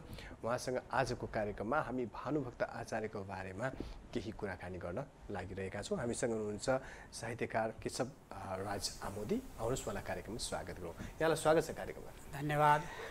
धेरै पछि फेरि कालिकाको आँगनीमा यहाँसँग भेट भयो। कालिकामा साहित्यिक कार्यक्रममा उपस्थित हुनलाई यहाँ निम्तो स्वीकार गरेर आउँदाखेरि चाहिँ हजुरलाई आउँदै गर्दा मनमा कस्तो खालको भावना आउँछ, सुनाइदिनुहोस् न। कालिकाको नाम सुन्ने बित्तिकै एउटा त्यहाँ सम्मोहन, आकर्षण छ के। त्यहाँ चाहिँ कालिकामा केही न केही साहित्यिक प्रोग्रामहरू हुन्छन् भनेपछि कति बजे हुने रहेछ, कति बजेसम्म हुने रहेछ, को चाहिँ साहित्यकारहरूको चाहिँ जमघट हुँदै रहेछ, अनि विषयवस्तु के बन्दै रहेछ, कसको बारेमा चर्चा परिचर्चा हुँदै रहेछ, यो चाहिँ यो नाम सुन्ने बित्तिकै मनमा त्यस्तै किसिमका खुलदुलीहरू आउन थाल्छन्। अब आजको यो कार्यक्रममा पनि मैले केही स्रष्टाहरूलाई सोधेको थिएँ, कालिका एफएमले भाषा साहित्यको क्षेत्रमा अरू को व्यक्तिलाई अलिकति सम्झेदेखि सुनमा सुगन्ध हुन्थ्यो भनेर सोद्धाखेरि एकजना स्रष्टाले गोपाल प्रसाद रिमाल र भूपी शेरचनलाई पनि सम्झनुपर्छ बेला बेलामा, उहाँहरूको जन्म जयन्ती भन्ने चाहिँ भन्नुभएको थियो। साहित्यिक चाहिँ क्षेत्रमा सम्झाउनुपर्ने नाम त धेरै छन्, र अझै पनि साहित्य क्षेत्रको उन्नयनको लागि र साहित्य क्षेत्रको समृद्धिको लागि चाहिँ कालिका एफएमले के गरिदिए हुन्थ्यो भन्ने चाहिँ तपाईँलाई मनमा लागिरहेको छ? अवश्य सम्भावनाहरू त धेरै रहन्छन्। अब खास गरी कालिका एफएमले कस्ता खालका साहित्यिक कार्यक्रमहरू चलाए हुन्थ्यो भन्ने लाग्छ भने नि, भानुभक्त आचार्य, मोतीराम भट्ट, कवि शिरोमणि लेखनाथ पौड्याल, महाकवि लक्ष्मीप्रसाद देवकोटा आदि आदि हाम्रा साहित्यिक विभूतिहरूको बारेमा चर्चाहरू चलाइदिइरहे हुन्थ्यो। अनि कविता प्रतियोगिता पनि एउटा चाहिँ त्यो चाहिँ बनिरहेको हुन्थ्यो, त्यो श्रृङ्खला चाहिँ जोड दियो हुन्थ्यो, किनभने आउने पुस्ताका लागि त्यो प्रेरणा हुनसक्छ, त्यो पनि भइदियो हुन्थ्यो भन्ने जस्तो लाग्छ। त्यसको साथसाथै अब यो भानुभक्त आचार्यका रामायण वाचन जस्तो पहिले यहाँ हुने गर्थ्यो, रामायण वाचन, अनि रामायण वाचन सँगसँगै प्रतियोगितात्मक रामायण वाचन, त्यो कार्यक्रम धेरै मन परेको कार्यक्रम थियो। र त्यो कार्यक्रमबाट, त्यस्ता कार्यक्रमहरूबाट अब अहिले के छ भने कवितामा दुई प्रकारका विधाहरू हुन्छन् क्या। कविता हामी जो लेख्छौँ नि, एक प्रकारको कविता हुन्छ गद्य कविता, अनि अर्को चाहिँ पद्य कविता भनिन्छ। ती दुईटै कविताहरू समाजको लागि आवश्यक छन्, तर चाहिँ मैले भानुभक्तको जन्म जयन्ती मनाइरहँदा पद्य साहित्यलाई चाहिँ अलिकति यसको चाहिँ महिमाको बारेमा भन्नुपर्ने हुन्छ। पद्य साहित्य भनेको एक प्रकारको लेख्न त गाह्रो हुन्छ, साधना बढी चाहिन्छ, तर लयात्मक ढङ्गबाट, साङ्गीतिक ढङ्गबाट जसरी चाहिँ वाचन हुन्छन्, कविता वाचन, त्यसले आउने पुस्ताहरूलाई विशेष प्रकारको प्रेरणा माने त्यो आकर्षण त्यसले दिया हुन्छ। अब भानुभक्त आचार्यले त्यो संस्कृतमा चलेका छन्दहरू के शार्दूल विक्री छन्द, शिखरिणी छन्द, त्यति गरी वसन्त तिलका छन्द, इन्द्रभद्रा छन्द आदि जो छन्दहरू छन् ती छन्दलाई रामायणमा यस्तो प्रकारले त्यहाँ चाहिँ भानुभक्त आचार्यले भरिदिनु भएको छ कि त्यसले चाहिँ सङ्गीतको एउटा काम गर्न थालेको छ। तपाईँ त सङ्गीतमा रुचि राख्ने व्यक्ति पनि हुनुहुन्छ। त यो साङ्गीतिकतालाई बल दिने काम भानुभक्त आचार्यले ती संस्कृत छन्दहरूका माध्यमबाट रामायण सिर्जना गरिदिया हुनाले अहिले ती छन्दहरू नेपाली छन्द भएका छन्, सङ्गीतका चाहिँ लय भएका छन्। अब त्यो लयका माध्यमबाट कवितालाई आकर्षण गर्ने काम चाहिँ भइरहेको छ भन्ने मलाई लाग्छ। जस्तो अब यो छन्दको कुरा आउँदाखेरि अब पछिल्लो समयमा छन्द बचाउ अभियानका कार्यक्रमहरू पनि चलिरहेका छन्। अब छन्द कता कता हराउने पो हो कि भनेर साहित्यिक स्रष्टाहरूलाई पिरलो पनि लागिरहेको छ। छन्दमा लेख्ने खालका अभ्यासका कार्यक्रमहरू तालिम पनि त्यति भइरहेको पनि देखिँदैन। अब साँच्चै यो गद्य र पद्य कवितामा पद्य कविता हराउने, गद्य कविता मात्रै अग्रभागमा देखा पर्ने हो कि भन्ने पनि देखिएको छ। अब यसलाई छन्दलाई चाहिँ निरन्तरता दिइरहनका लागि, पद्य कवितालाई पनि अझै बढावा दिनका लागि चाहिँ साहित्यिक सङ्घ संस्थाले अथवा सरकारी निकायले अथवा निजी संस्थाले के गर्नु पर्ला जस्तो तपाईँलाई लाग्छ? अनि कविता अब यो चितवनको परिप्रेक्ष्यमा मात्र होइन, पुरै राष्ट्रिय स्तरबाट हेर्दा पनि समान गतिमा चलिरहेको छ। गद्य कविता र पद्य कविता दुईटै धार उत्तिकै सशक्त छन्। कुन चाहिँ कमजोर छ, कुन चाहिँ कमजोर छैन भनेर छुट्याउन गाह्रो छ। यहाँनिर चाहिँ प्रसङ्ग के हो भने पद्य कवितामा चाहिँ साङ्गीतिकता, एउटा लयात्मकता हुने भावनाले त्यो पद्य कविता सुनेपछि के सुनेका कविताहरू धेरै दिनसम्म याद रहँदैन क्या, कण्ठस्थ रहन्छन्। हजुर है अब गद्य कवितामा के हुन्छ भने छोटा छोटा कविता भयो त हामी सम्झाउँला, तर लामा लामा कसैका चाहिँ कविताहरू रचना भने त्यो याद गर्न गाह्रो हुन्छ, कण्ठ गर्न गाह्रो हुन्छ। र स्वयं सर्जकलाई पनि आफ्नो आफैले लेखेको त्यो गद्य कविता नहेरिकन भन्न अलिक गाह्रो चाहिँ पर्छ जस्तो मलाई लाग्छ। अब हाम्रो यहाँ त पद्य कविता त धेरै त्यस्ता कविहरू हुनुहुन्छ जसले चाहिँ सिर्जना गर्नुहुन्छ र वाचनको समयमा नहेरिकन कण्ठै त्यो वाचन गरिरहनु। त्यो चाहिँ के भने त्यो साङ्गीतिकताको प्रभाव हो, लयात्मकताको प्रभाव हो, छन्दको प्रभाव हो। अहिले नेपालमा छन्द हराएर गएको छैन, बरु छन्दमा कविता बढी लेखिन थालेका छन्। यहाँ त धेरै धेरै छन्द, अब जस्तो भानुभक्त आचार्यले 10-15 छन्द रामायणमा प्रयोग गर्नुभएको छ भने अब अहिले जो महाकाव्यहरू सिर्जना भइरहेका छन् ती महाकाव्यहरूमा 60, 65, 70, 75वटा छन्दहरू र अहिले त कतिपय हाम्रा स्रष्टाहरूले नयाँ छन्दको आविष्कार पनि गर्दैन थाल्नु भएको छ कि आफैले होला। भोलि चाहिँ त्यो टेली खाला उहाँले बनाएको चाहिँ गणसूत्र र मैले बनाएको गणसूत्र, उहाँले चाहिँ ढुङ्गो छन्द भन्नु होला, मैले त्यसैलाई माटो छन्द भनौँला। अनि तपाईँले चाहिँ होइन, तपाईँहरू दुइटैको चाहिँ यहाँ यो सूत्र त टेली खाइरहेछ नि, कसरी यो ढुङ्गो छन्द हो, कसरी माटो छन्द भन्दा त्यति बेला हामीलाई अप्ठ्यारो पर्ला। तर अहिले नि त्यो चाहिँ गइरहेछ, सिर्जना गर्ने काम चाहिँ छन्दको निर्माण गर्ने काम भइरहेछ। त्यो बुझ्नु होला उहाँहरूले पनि पछि पछि बिस्तारै बिस्तारै। अब भानुभक्त आचार्यको जन्म चाहिँ विक्रम सम्वत 1871 असार 29 गते भएको भनेर हामीले पढ्दै आइरहेका छौँ। हाजिर जवाब प्रतियोगितामा सोध्यो भने यही प्रश्नको जवाब पनि सही हुन्छ होइन। तर अब अहिले जस्तो अब 80-90 वर्ष पुगेका अथवा 100को हाराहारीमा पुगेका बुढाबुढीहरूलाई चाहिँ हामीले कति वर्ष पुग्नु बुवा आमा भनेर सोद्धाखेरि म 90 वर्षको चाहिँ 90 सालको भुइँचालोमा 7 वर्षको थिएँ, 12 वर्षको थिएँ भनेर भन्नुहुन्थ्यो। त्यो जन्ममिति नै उहाँलाई थाहा छैन, महिना र बार पनि थाहा छैन। कोही आधी रातमा जन्मिएको, कोही झुले घाम आउँदाखेरि जन्मिएको, कोही पानी परेको बेला जन्मिएको भन्ने कुरा थियो। यो जन्ममितिको बारेमा आधिकारिकता चाहिँ यही हो भनेर हामीले पढ्दै आएको, यसको आधिकारिकता प्रदान चाहिँ कसरी भयो? छन्दको होइन, यो जन्ममितिको बारेमा, भानुभक्त आचार्यको जन्ममितिको बारेमा। ए जन्ममिति होइन, भानुभक्त आचार्यको जन्ममिति है मैले चाहिँ पढेको 1871 साल असार 29 गते। अब यहाँ अलिकति चाहिँ के छ, कसैले सोमबार भनेर लेखेका छन्, कसैले आइतबार भने छन्, तर धेरै जसोले चाहिँ सोमबार चुदी रम्घाको शिखर कटेरीमा उहाँको जन्म भएको हो भन्नुहुन्छ है। यहाँ चुदी रम्घा अब म तनहुँको मान्छे भएको हुनाले नि चुदी र रम्घा त्यहाँ दुईवटा ठाउँका नाम छन्। चुदी भन्नाले तल बेसी, रम्घा भनेको गाउँ माथि। अब धनञ्जय आचार्य श्रीकृष्ण आचार्यका नाति भानुभक्त आचार्य हुन् र श्रीकृष्ण आचार्यको चाहिँ लगभग 25,000 मुरी धान फल्ने फाँट के चुदी।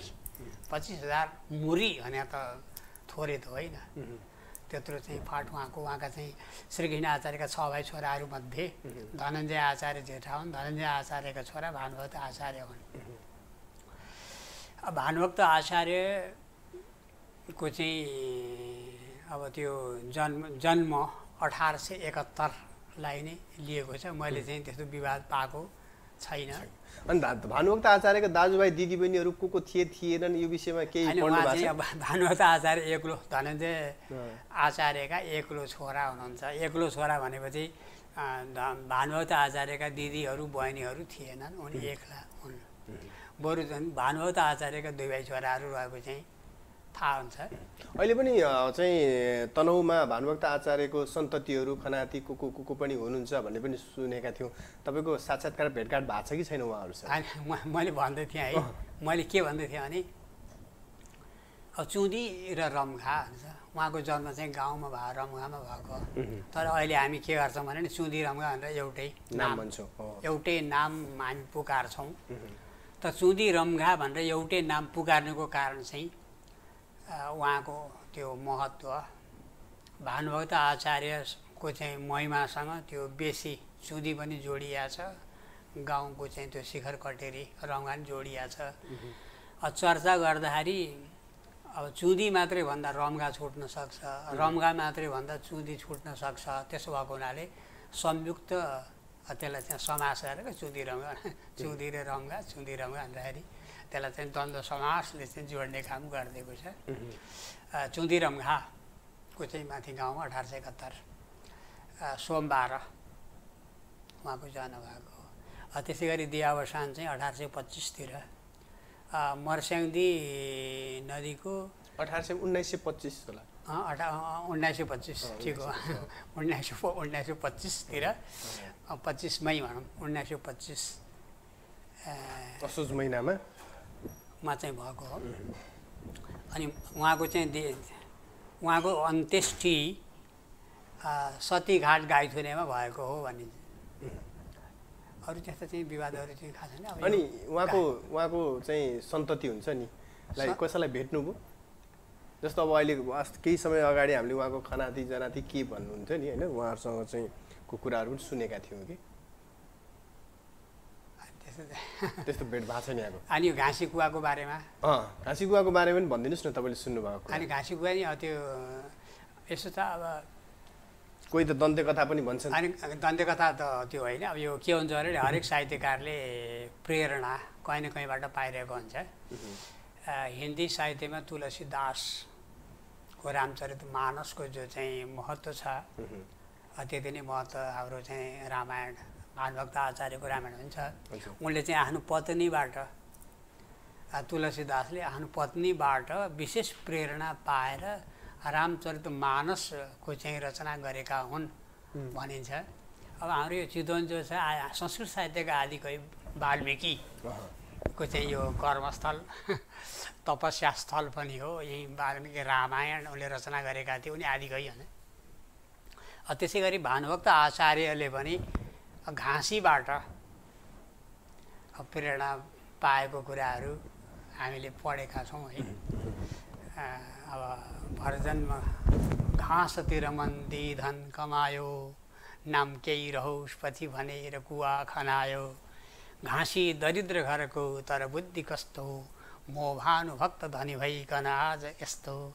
मेरा इनार न त सत्तल पाटी केही छन्, जे धन र चिजहरू छन् घरभित्र नै छन्। त्यस घाँसीले मकन आज दिएछ अर्ती, धिक्कार हो मकन बस्नु नराखी कीर्ति भनेर अब यी चाहिँ कुराहरू आएका छन्। तर चाहिँ अब यसलाई पनि मान्छेहरूले हल्का विवाद भन्दा मोतीराम भट्टले भानुभक्त आचार्यलाई उनको चाहिँ जीवनीलाई आलोकमय ज्यादै उद्दीप्त हुने ज्यादै राम्रो बन्नको निम्ति यहाँ जोडजाड यो प्रेरणाका कुराहरू अरू थपेर गरेका हुन् भन्ने गरिन्छ। भानुभक्त आचार्यको समग्र कृतिहरूकै चाहे प्रश्नोत्तर पढौँ, चाहे बौद्ध शिक्षा पढौँ, चाहे चाहिँ भक्त माला पढौँ, अनि अब त्यो राम गीता सार पढौँ, कहीँ पनि म भन्ने शब्दलाई म भन्ने प्रयोग गरेको पाइँदैन। अब मोतीराम भट्टका रचनामा चाहिँ मलाई म यहाँ छ नि म भानुभक्त धनी भइकन आज भनेर मोतीराम भट्टले त्यो चाहिँ थपिदिया हो कि भनेर शङ्का गर्ने काम चाहिँ गर्छन्। अब यहाँ मेरा इनार न त सत्तला पार्टी भनिएको छ। चुन्दीतिर चाहिँ त्यो हुन्छ नि कुवालाई चाहिँ इनार भन्ने प्रचलन पनि छैन।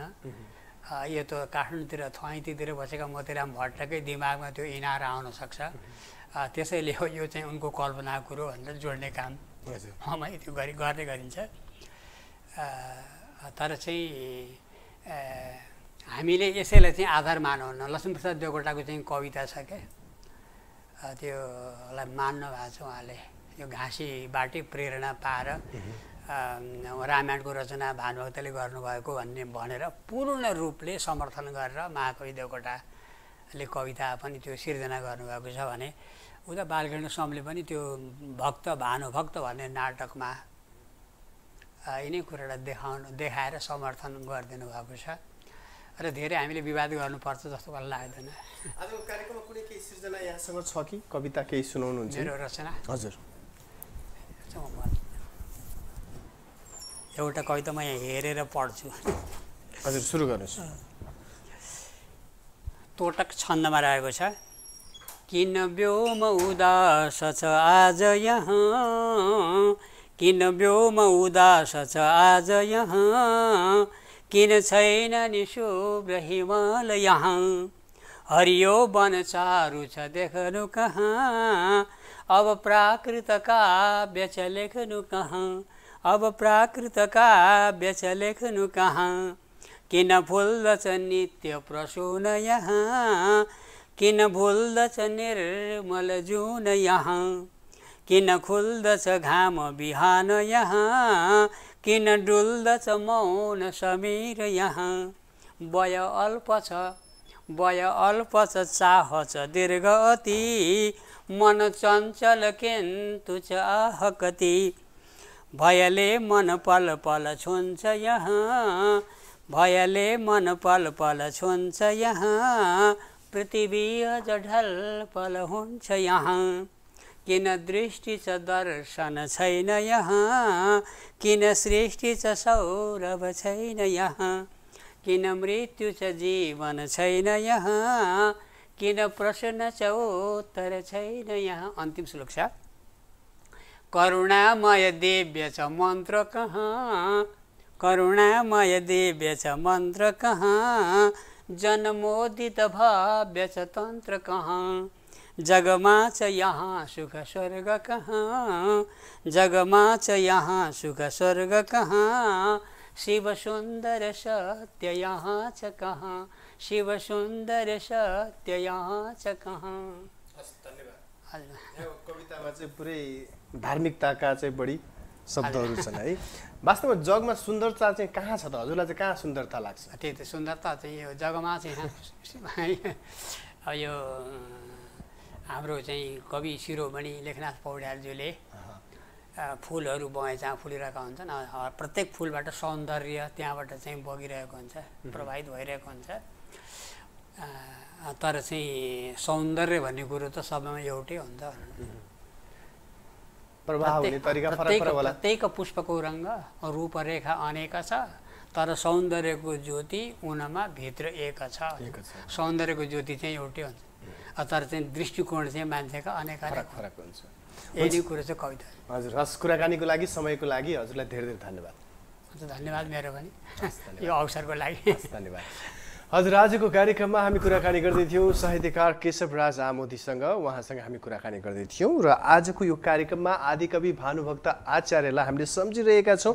आदिकवि भानुभक्त आचार्यको 209 जन्म जयन्तीको अवसरमा आज हामी उहाँका कृतित्व, उहाँको व्यक्तित्व, उहाँको काव्यकारिताका विषयमा चर्चा गरिरहेका छौँ र चितवन नवलपरासी क्षेत्रमा रहनुभएका साहित्यकारहरूसँग आजको कार्यक्रममा हामीले चाहिँ कुराकानी गरिरहेका छौँ। अब हामी कार्यक्रमको उत्तरार्धको चरणतिर आइपुगिसकेका छौँ र हामीसँग अर्को एकजना साहित्यकार पनि हुनुहुन्छ, उहाँसँग हामी कुराकानी गर्नेछौँ र बिचमा हामी तपाईँलाई जानकारी गराउन चाहन्छौँ कि मध्य नेपालकै सर्वोत्कृष्ट रेडियो कालिका एफएमले भाषा साहित्यको क्षेत्रमा श्रीवृद्धि पुर्याउने उद्देश्यले साहित्यका विभिन्न गतिविधि कार्यक्रमहरू भव्य रूपमा आयोजना गर्दै आइरहेको छु। राष्ट्रिय स्तरमा होस् अथवा स्थानीय स्तरमा होस् अथवा क्षेत्रीय स्तरमा नै होस्, विभिन्न कार्यक्रम आयोजना गर्दै आइरहेको छ। वार्षिक उत्सवको अवसरमा कार्यक्रमहरू आयोजना गर्दाखेरि साहित्यको एउटा विधालाई कहिले पनि कालिका एफएमले छुटाएको छैन।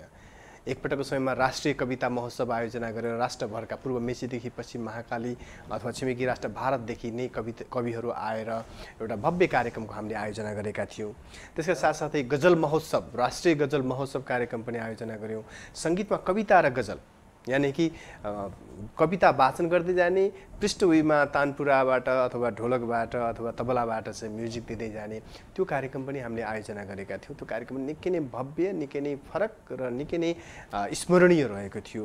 त्यसका साथसाथै एकताको समयमा हामीले मुक्तक कार्यक्रम गऱ्यौँ, एकताको समयमा गजलका कार्यक्रमहरू गऱ्यौँ। अर्को कार्यक्रम लघुकथाको कार्यक्रम पनि हामीले आयोजना गरेका थियौँ। त्यसका साथसाथै निवृत्त जीवन व्यतीत गरिरहेका व्यक्तिहरूको कार्यक्रममा पनि हामीले साहित्यलाई स्थान दिएका थियौँ र कालिका एफएम 95.2मा स्थापना कालदेखि नै साहित्यसँग सम्बन्धित पल प्रतिपल कार्यक्रम पनि प्रसारण हुँदै आइरहेको छ र कालिका एफएमले वार्षिक उत्सवको अवसरमा विभिन्न पुस्तकहरू पनि, साहित्यिक कृतिहरू पनि प्रकाशन गर्दै आइरहेको छ। गजल चाहिँ का पुस्तक, मुक्तकका पुस्तक, लघुकथाका सङ्ग्रहहरू पनि प्रकाशन गर्दै आइरहेको छ। यो पनि हामी यहाँलाई जानकारी गराउन चाहन्छौँ। र यति बेला पनि हामीसँग हुनुहुन्छ साहित्यकार बालकृष्ण थपलिया, उहाँ हामीसँग स्टुडियोमा प्रत्यक्ष रूपमा हुनुहुन्छ। आउनुहोस्, उहाँलाई कार्यक्रममा स्वागत गरौँ। यहाँलाई स्वागत छ कार्यक्रममा। धन्यवाद। अब आज हामी भानुभक्त आचार्यलाई सम्झिरहेका छौँ। भानुका विषयमा तपाईँको 2 शब्द जाओस् न। भानुभक्तको बारेमा सर्वप्रथम आज व्यास जयन्ती, गुरु पूर्णिमा, भानु जयन्ती, एउटा नेपाली हुनुको नाताले, एउटा अध्ययन अध्यापनसँग सम्बन्धित व्यक्ति भएको नाताले र समाजमा उज्यालो खोज्ने एउटा अभियन्ताको नाताले म आज यस पुनित अवसरमा म मेरा सम्पूर्ण गुरुहरूप्रति, व्यास गुरु लगायत सम्पूर्ण मेरा ज्ञात अज्ञात गुरुहरूप्रति र स्वयं भानुभक्तप्रति म हार्दिक नमन, हार्दिक श्रद्धासुमन, उहाँहरूप्रति मेरो एउटा भक्तिभाव म अर्पण गर्न चाहन्छु। र भानुभक्तलाई मेरो अध्ययनमा आज दिनभरि आजका पत्र पत्रिका, रेडियो, टिभी लगायत आज हामी बिहानैदेखि भानुभक्तको चर्चा गरिरहेका छौँ, गुरुको महिमा गाइरहेका छौँ र मैले पनि विगत केही समयदेखि यसमा अध्ययन, संलग्नता, आफ्नो क्रियाशीलता यसमा बढाइरहँदा भानुभक्तलाई मैले चाहिँ छोटकरीमा बुझ्नुपर्दा उहाँ नेपाली जातीय कवि, नेपाली भाषाका कवि, नेपाली एकताका कवि। जसरी पृथ्वीनारायण शाहले भूगोलको आधारमा नेपालको एकीकरण गर्नुभयो, त्यसै गरी भानुभक्त आचार्यले भाषाका आधारमा नेपालीहरूलाई जोड्ने काम गर्नुभयो। त्यो युगमा आज हामी 209 भानु जयन्ती मनाउँदैछौँ। आज कतिपय युवाहरूलाई, अहिले पछिल्लो पुस्ताका भाइ बहिनीहरूलाई भानुभक्तको त्यो गरिमा हामीले अझै उहाँहरूलाई चिनाउन बाँकी नै होला। तर त्यो कालखण्डमा 210 वर्ष पहिला, 208-9 वर्ष पहिलाको युगमा जन्मेर तात्कालिक समाजलाई अध्ययन गरेर आजसम्म उहाँले जुन दिशानिर्देश गर्ने तरिकाले जुन किसिमको योगदान गर्नुभयो त्यो चाहिँ आफैमा उल्लेखित छ। त्यस कारणले उहाँ चाहिँ आदिकवि, जातीय कवि, नेपाली भन्नाले हामी सम्पूर्ण नेपालीहरूलाई तपाईँको एउटा एकताको सूत्रमा बाँध्ने एउटा प्रेरक व्यक्तिको रूपमा मैले भानुलाई चिन्छु र हामी नेपाली हुनुको गौरवमा, नेपाली भाषाको एउटा विद्यार्थी हुनुको एउटा आफ्नो क्षेत्रका हिसाबले आफ्ना गुरुहरूप्रति, अग्रजहरूप्रति सम्मान गर्नु आफ्नो कर्तव्य ठान्छु र म भानुभक्तलाई त्यसै रूपमा बुझ्छु। अब 209-10 वर्ष अगाडिका भानुभक्तलाई आज सम्झेर हामी कालिका एचडी टेलिभिजन स्टुडियोमा बसेर कुराकानी गरिरहेका छौँ। यसरी नै 200 वर्ष पछाडि कुराकानी गर्नका लागि वातावरण बनाउनको लागि अहिलेका स्रष्टाहरूले चाहिँ के नयाँ दिनुपर्छ? अब अहिलेको हामी युगमा अलिकति बदलाव आएको छ, प्रविधिमा बदलाव आएको छ, चेतनामा बदलाव आएको छ। आज राष्ट्रिय अन्तर्राष्ट्रिय रूपमै केही कुराहरू, नयाँ नयाँ कुराहरू आएका छन्। अहिले नयाँ कुरामै मान्छेको आकर्षण बढेको छ। तैपनि फेरि पुराना कुरालाई हामी बिर्स्यौँ भने त फेरि पुरानाहरूले देखाएकै बाटो हामी अवलम्बन गरिरहेका छौँ।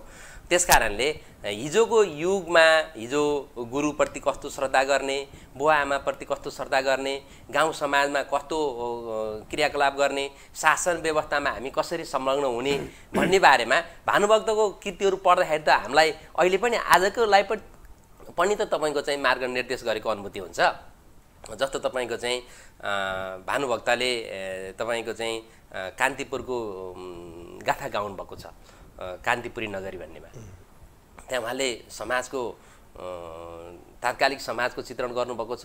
अहिले पनि त्यो कुरो हामीले मनन गर्नुपर्ने छ। अब घाँसीको प्रेरणाको कुरो गर्नुभएको छ। उहाँले चाहिँ एउटा घाँसीले चाहिँ घाँस काटेर कुवा खनाएको भन्ने कुरा गर्नुभएको छ। आज हामी कुवा खन्न नपर्ला, तर प्रतीक्षालयहरू बनाउनु पर्ने छ हैन र, परोपकारी कामहरू गर्नुपर्ने छ नि त। त्यस कारणले हामीलाई मार्ग निर्देश गर्ने क्रममा भानुभक्तले प्रेरणा दिएको भन्ने अनुभूति गर्छु मैले त्यो अनुभव गर्छु। र अहिलेको युगका मान्छेहरूले पनि आफ्ना अग्रजहरूलाई सम्मान गर्नुपर्ने, परोपकारी हुनुपर्ने, नैतिक आदर्शमा बस्नुपर्ने। अझ तपाईँले एउटा महत्त्वपूर्ण कविता, मलाई त छोटकरीमा मात्रै भन्छु म, जिउँदै मर्याको भने नाम कसको, उद्यम बिना बाँच्छ उद्यम बिना बिच्च काल जसको हैन र। उद्यमशीलताका निम्ति हामीलाई कत्रो प्रेरणा दिए। अब हामी अहिले कति उद्यमशील छौँ त हैन र। हामीले हाम्रो आफ्नो पेसा व्यवसाय आफ्नो कर्म क्षेत्रमा हामीले जुन गर्नुपर्ने उद्यमशीलता, हामी आफ्नो स्व पहिचान, आफ्नो अभिमान, आफ्नो चाहिँ अस्तित्व, आफ्नो चाहिँ योग्यता क्षमता र व्यक्तित्व बनाएर आफ्नै एउटा उद्योग गर्नलाई भानुभक्तले प्रेरणा दिएका छैनन्। त्यसकारणले अहिलेका युगका भाइ बहिनीहरूलाई पनि, नयाँ नवपुस्ताका जवानहरूलाई पनि भानुभक्त चाहिँ प्रेरणाका स्रोत हुन्। उनले चाहिँ एउटा भाषाका माध्यमबाट एकताको जुन डोरी कसे त्यो अझै खदिलो, अझै कसिलो, अझै सान्दर्भिक देखिएको छ। हामी अहिले एकदम पहिचानका नाममा एक जाति र अर्को जातिको कुरा गरिरहेका छौँ। भाइचारा हाम्रा समाजमा चाहिँ हामी विभाजनको कुरा गरिरहेका छौँ। उनले त एकताको गरेको थिए, हामी सबैलाई बाँधेका थिए। त्यस कारणले तपाईँ चाहिँ भानुभक्त चाहिँ हाम्रो एकताको प्रतीक, एउटा सांस्कृतिक प्रतीकको रूपमा उहाँ चाहिँ एउटा प्रेरणादायी व्यक्तिको रूपमा मैले बुझ्दछु। हजुर, अब भानुभक्त आचार्यको जस्तो कृतिहरू अध्ययन गर्दा, उहाँका केही रचनाहरू अध्ययन गर्दाखेरि त्यति बेलाको लेखन शैली, त्यति बेलाको शब्द संयोजन, त्यति बेलाका ती शब्दको उच्चारण त अहिले धेरै परिवर्तन भइसकेको छ। त्यो परिवर्तित जुन अहिले बाटोमा हामी हिँडिरहेका छौँ, यो बाटो सही छ अथवा अझै यसलाई परिमार्जित र परिष्कृत गर्नुपर्ने जस्तो लाग्छ त? होइन, परिमार्जन त त्यो गर्छु भन्दा पनि गर्दिनँ भन्दा पनि परिमार्जन हुन्छ, तर त्यही रूपमा बुझ्नु हुँदैन हैन र। जस्तो तपाईँले वधु शिक्षालाई विशेष गरी महिलाहरूले हाँस्न हुँदैन, महिलाहरूलाई चाहिँ अलिकति अपमान गरेको कुराहरूलाई लिएर अहिले पनि भानुभक्तले यस्तो गरे उस्तो गरे भनेर हामी आरोप लगाउँछौँ। अहिले पनि हामी साँचो अर्थले भन्नुहुन्छ भने हामी म कोही पर स्त्रीसित बोलेको मेरो श्रीमतीलाई मनपर्छ र, अथवा मेरो श्रीमती पर पुरुषसित बोलेको मलाई मन पर्ला र होला? हिजो शासन व्यवस्था, हिजोको तात्कालिक समाजमा पुरुषहरूको बाहुल्यता थियो। इभन अहिले पनि उत्तिकै पुरुषहरूको चाहिँ पितृसत्ताका उपजहरू, पितृसत्ताका अवशेषहरू, पितृसत्ताले सिर्जना गरेको सामाजिक व्यवस्थाहरू अहिले पनि कति छन् कति। यो परिवर्तन हुन अझै 200-400 वर्ष लाग्छ। हामी त 200 वर्ष पुरानो कुरा गर्दैछौँ। त्यो बेलामा भानुभक्तले यस्तो भनेर भानुभक्त यस्ता थिए भन्नु हो र? भानुभक्तले समाजका चरित्र चित्रण पनि त गरेका थिए नि त हैन। समाजमा हिजो चाहिँ त्यही व्यवस्था थियो, त्यही व्यवस्थाको उपज उनले कवितामा लेखे, तात्कालिक समाजको प्रतिबिम्बन उनले गरे हैन र। अब हिजो त्यस्तो थियो भनेर आज त्यही हुनुपर्छ भने त छैन। अनि भानुभक्तले हिजो अपराधै गरे त? मानुस् न, हिजोको समाजको कुरो उनले लेखे।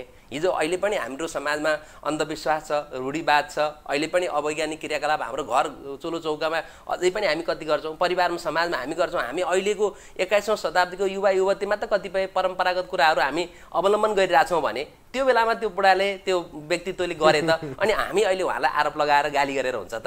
त्योबाट पाठ सिक्ने हो, भएका राम्रा कुरालाई सिक्ने, नराम्रो कुरालाई अझ हामीले परिवर्तन गर्ने हो नि त। तसर्थ अग्रजहरूलाई चाहिँ सम्मानै गर्नुपर्छ भन्छु म चाहिँ। जस्तो अब पुराना गोर्खापत्रको कहिले कटिङहरू हामी कहीँ कतै देख्छौँ कि त्यहाँ लेखिएको भाषा, जस्तो दिया खाया लाया भन्ने हुन्थ्यो नि, त्यो भाषा चाहिँ कसरी चाहिँ अहिले चाहिँ यस्तो आएर खाएँ दिएँ लाएँ गएँ भन्नेमा आयो त? अब यसो होला, त्यो त म भाषाशास्त्रको विद्यार्थी होइन, तर मेरो आफ्नो अनुभवमा, मेरो आफ्नो अध्ययनले चाहिँ के भन्छ भन्दा भाषा जहिले पनि परिवर्तनशील हुन्छ। भाषा जहिले पनि यसले कुनै न कुनै कुरोको प्रभावित हुन्छ र भाषा निरन्तर रूपमा यसले चाहिँ आफ्नो स्वरूप आफै ग्रहण गर्छ र यो निरन्तर परिवर्तन हुँदै जान्छ। तपाईँलाई सानो उदाहरण दिउँ, हामी नारायणगढ भन्थ्यौँ, पहिला नारायण घाट थियो, नारायणगढ भयो, अब हुँदाहुँदै नागढ भइसक्यो, अब अहिले अङ्ग्रेजीमा लेख्नेहरूले एनजिटी लेखे भयो। भन्नुहोस् न, भाषामै परिवर्तन भयो नि त, होइन र? चन्द्रनिगाहपुर भन्थ्यौँ, अब चपुर भन्न थालियो नि त, होइन र? भाषामा त परिवर्तन आउँछ नि त। त्यहाँ माथि अब अहिले हामी हिजोको एक किसिमको एउटा समुदाय एउटा सम्प्रदायमा एउटा भाषाको चलन थियो भने अब हामी विविध समुदायसँग हाम्रो मिश्रण भयो। हाम्रो रेडियोले, टिभीले, पत्रपत्रिकाले, देश विदेशको अध्ययन घुमाइ फिराइले, विभिन्न किसिमको सञ्चारका माध्यमहरूले गर्दाखेरि भाषाहरू, कुनै भाषाहरू हामीले अरू भाषाबाट सिक्ने, कुनै हाम्रा भाषाहरूलाई परिमार्जन गर्ने पनि हुँदै गयो, होइन र? हिजो त्यो अहिले पनि तपाईँ बैतडीका साथीहरू भेट्नुभयो भने, भोजपुरका साथीहरू भेट्नुभयो भने, अथवा मिथिला प्रदेशका साथीहरू भेट्नुभयो भने कहाँ तपाईँ हामीले बोले जस्तो नेपाली बोल्छन् त नि? अहिले पनि त ठाउँ विशेषको भाषा त अलग छ नि त, होइन र? हिजो रामायणको पाला, के अरे भानुभक्तको आचार्यको पालामा त्यही किसिमको भाषा थियो, त्यसलाई उनले चाहिँ एउटा श्लोकमा लैजाँदा, कवितामा लैजाँदा दिया, खाया, आया, गर्या भन्ने कुराहरू भयो। अब अहिले सम्भ्रान्तहरूले खाइस्यो, आइस्यो, गइस्यो पनि त भन्छ नि, होइन र? एउटा कुलीन परिवार अथवा खानदानी परिवारहरूले अथवा अहिले नव धनाढ्यहरूले को प्रयोग गर्ने भाषाहरू पनि त फरक छ नि त। अब अहिले स्कुल कलेजहरू पढ्ने, बोर्डिङ पढ्ने भाइ बहिनीहरूको फेरि उनीहरू अङ्ग्रेजी मिश्रित भाषाहरू बोल्लान्, होइन र?